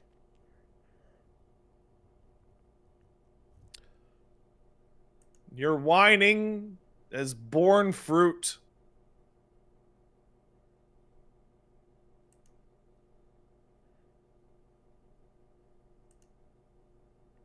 Saudi deal still on the table. All right, let's take some letters. Hey! Oh, man, do you think Harada is, like, seeing people talk about rollback and just getting super pissed? No, because he thinks... I don't care about this shit! No, because he... Again, like, his thing is, no, we're the good guys. We're already doing it. He's like, no, we're already doing it, though. All right, new strategy. Don't bug Harada for rollback. Everybody within the sound of my voice. Instead, be like, wow, Guilty Gear plays so great online, especially compared to Tekken. Mm-hmm. Wow, it's not about the magic 15 word. Sure has much better netcode than Tekken. It's not about the magic word. Yeah.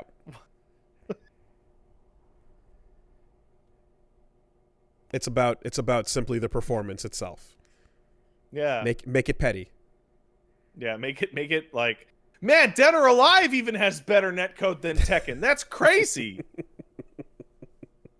That's wild. Who would have ever thought I'd be sitting here going, I'd rather play DOA than Tekken, but because of Tekken's bad rollback, I just love DOA 7 now. Oh, geez.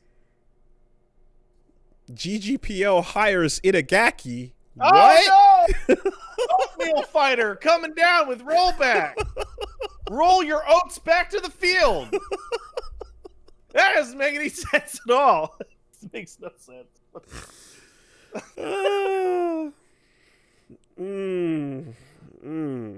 Set your input delay and your age. Oh, man. If you got a letter, send it in to castlesuperbeastmail@gmail.com.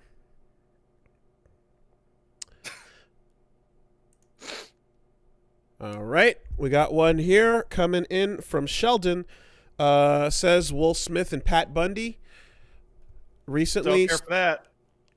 started a spreadsheet called Ryu's Hands due to his inclusion in Fortnite, and I wanted to list how many people he's fought with. I found an appreciation for the translations of Ryu into other games. My current favorite, being Tatsunoko versus Capcom, where Baroque is amazing. Baroque is a really Baroque's cool pretty system. great. Yeah, that's a good ass system. They should bring that back in something. My question is, do you have a character that appears in multiple versions, places, and worlds where the guest incarnation is better than the source they're from? I don't like to play dual blades, but Monster Hunter in Infinite sure makes them look a lot cooler than they are Very in cool. goddamn regular Monster Hunter. Very, very cool. Shovel Knight's incarnations are getting pretty amazing. I don't know if you've seen For Honor, but For Honor put in a Shovel Knight cameo, and it's kind of nuts because it's just like shirtless, beef tattooed Shovel Knight, and it's pretty solid. I would say, if not Shovel Knight, yeah, go check that out. It's great. I would say, Dig Dug guy. Hori Namco? Taizo is cooler in every game that's not Dig Dug than he is in Dig Dug. Hori Taizo is the least cool in his own game, and every cameo he makes in every other game, he gets cooler and badder ass. Yeah, because Little Dig Dug Man is like, oh, that's cute. But then when Little Dig Dug Man is a man with a gun that inflates you until you explode, that's very different. Hori in Namco X Capcom is a badass, but also in Mr. Driller, he's like the veteran digger. He's Mr. Driller's dad is the Dig Dug guy, Tori Heizo. So I would say that that's probably my vote for better in his cameos than he is in his source. Oh, wow. Somebody in the chat did it for me. I couldn't think of one. And then they said Banjo-Kazooie in Smash, which is perfect because Banjo-Kazooie in Banjo-Kazooie sucks. But he's actually kind of fun in Smash. Great. Thank you, sir. Incredible. Moving on. Ragavan says, hey guys, just wondering why all anime games end up being fighting games except for Attack on Titan. Why is there such a dearth of character action or action combat games based on anime? The shonen arcs, I feel, particularly would be fantastic and would fit video games with character growth, etc. I'm thinking something like Inuyasha or Full Metal Alchemist with Platinum's combat or something similar. What are your thoughts on the matter? My friend, I'm guessing you were not around for the PS2 era. It sounds to me like you were not around when Ghost in the Shell Standalone Complex had a PS2 game, Cowboy Bebop had a PS2 game, Samurai Champloo, Full Metal Alchemist, Gantz. They're all terrible. All of these games had adventure game, action games. They were bad. They were not fighting games, but they were tie-ins that came out and were just fast, cheap, and shitty. Some better than others. Ghost in the Shell was better than a bunch of the shit on this list, admittedly. But yeah, that was the entire late PS2 era was anime tie-ins. So they did that and then they stopped, probably because these things didn't sell because they were very bad. Anime games that are shonen tournament arc things, it's an easier thing to do. Yeah, I mean, your average shonen manga or anime is a series of like literally 100 to 200 one-on-one fights. It makes itself into a fighting game so easily. Arena battle, it's a much lower effort for similar sales and accolades. If people are fans, they're just gonna pick the thing up, and it is what it is. But yeah, fucking yeah, even early JoJo games there were like when you go before Heritage for the Future, you get into that weird fucking Part 5 game, and you get into there was a Part 1 game as well going way back. Like there's all kinds of weird shit. Yeah, they used to come out 2-3 generations ago, and they just sucked. Right. Here's one coming in from Ragav. Says, Dear Castle Super Beast, baked grapefruit is the solution. As someone who despises things bitter and cannot stand the tartness of most American citrus, I feel the need to spread the gospel. I hated grapefruit with a passion until I was at a bed and breakfast where the chef halved the grapefruit, dusted it with cinnamon and brown sugar, and baked it for 20 minutes at 400 Fahrenheit. The heat kills the tartness, and only the sweet flavors remain, spiced with cinnamon and brown sugar. Bonus points for the warm fruit for breakfast. Attached is a photo. Give it a shot. I hope you enjoy it. I mean, looks good. It looks really good. I believe that, but I could just eat a fruit that I didn't have to bake in the oven. That's fair, but I already like grapefruit, so I'm very down for that. You already like grapefruit, and this is a win for you. Yeah, that sounds incredible. That it is extremely tart, but I do like it. And there's a photo in it. The photo looks really nice. So I believe you, and I believe this person. But no thanks. I mean, it feels like any food opinion given whatsoever requires either an extreme revile and disgust or absolute solidarity. But I have a lot of apathy towards food things. Like, the ones that people remember are the ones where people go, I can't believe you do that, or, oh, I love that. Mm-hmm. But like most weird food stuff, I'm apathetic towards because it's like, yeah, that seems fine. Probably not for me, but I'm not offended by it like I am by like the fucking putting a slice of cheese on apple pie. Yeah, and I mean, but there's some shit where it's just like if it's not being given to you as a kid when you eat dinner growing up, then you kind of you will have no reference point for it. I remember in high school I kind of learned real quick that like white people don't really understand plantain as a part of dinner. That seems to be a Caribbean thing. And and even you got a white people right here, and I could tell you that I'm not even sure what you're talking about. Yeah. So there you go. You mean like plantain, the banana? Like a banana, exactly, which is what they would say. And I would be talking to my my friends in high school, and I'd be like, yes, it's like a banana, but it's not a banana, it's a plantain. And plantain would be cut up and fried and served with rice and peas and meat, and it would be an essential part of dinner. You know what I'll say? I love my mother very dearly. She's like one of my favorite people in the world. I'm very lucky. But because of her...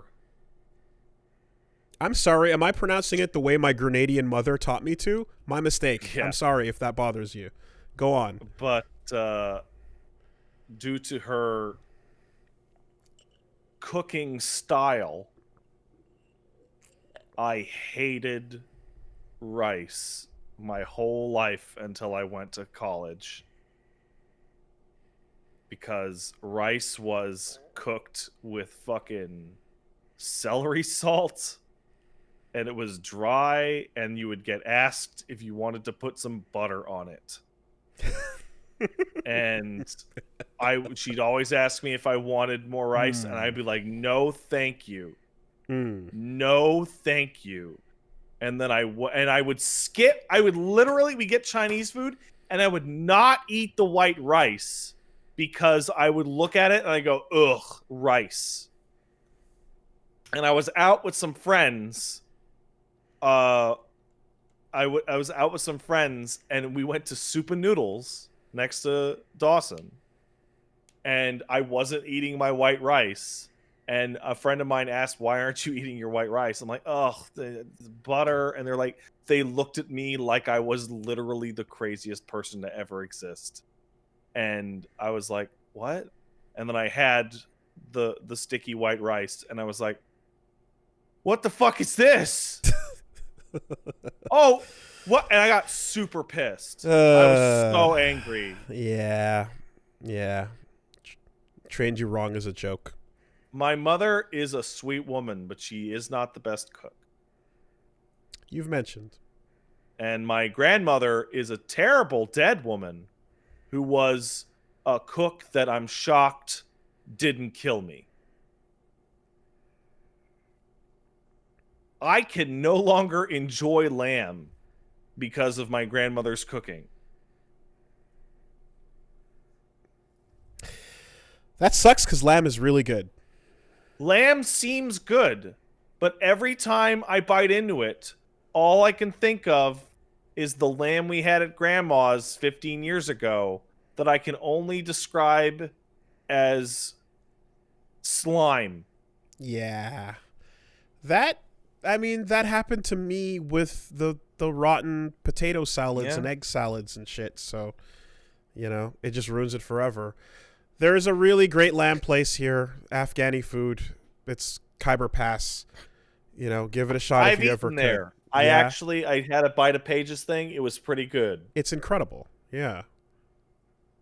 Wooly, you've watched Seinfeld. Do you remember that bit where Mr. Costanza is in the army and he finds some past its prime meat and he's like, if I spice it enough and I cook it long enough, like that's my grandmother. It'll be fine. Yeah. Like the meat's gone. Don't worry, we can just we just do it.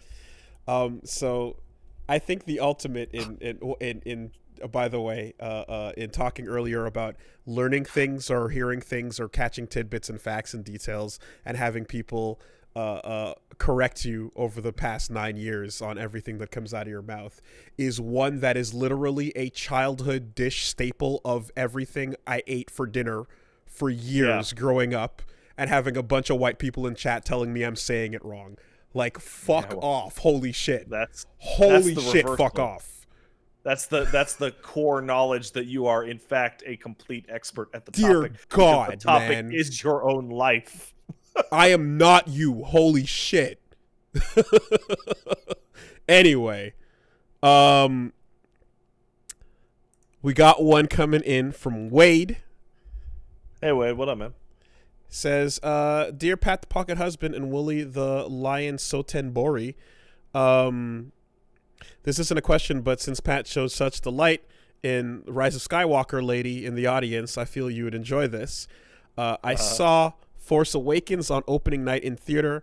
When the trailer started, it showed the trailer for Captain America Civil War. When Tony Hawk... excuse me.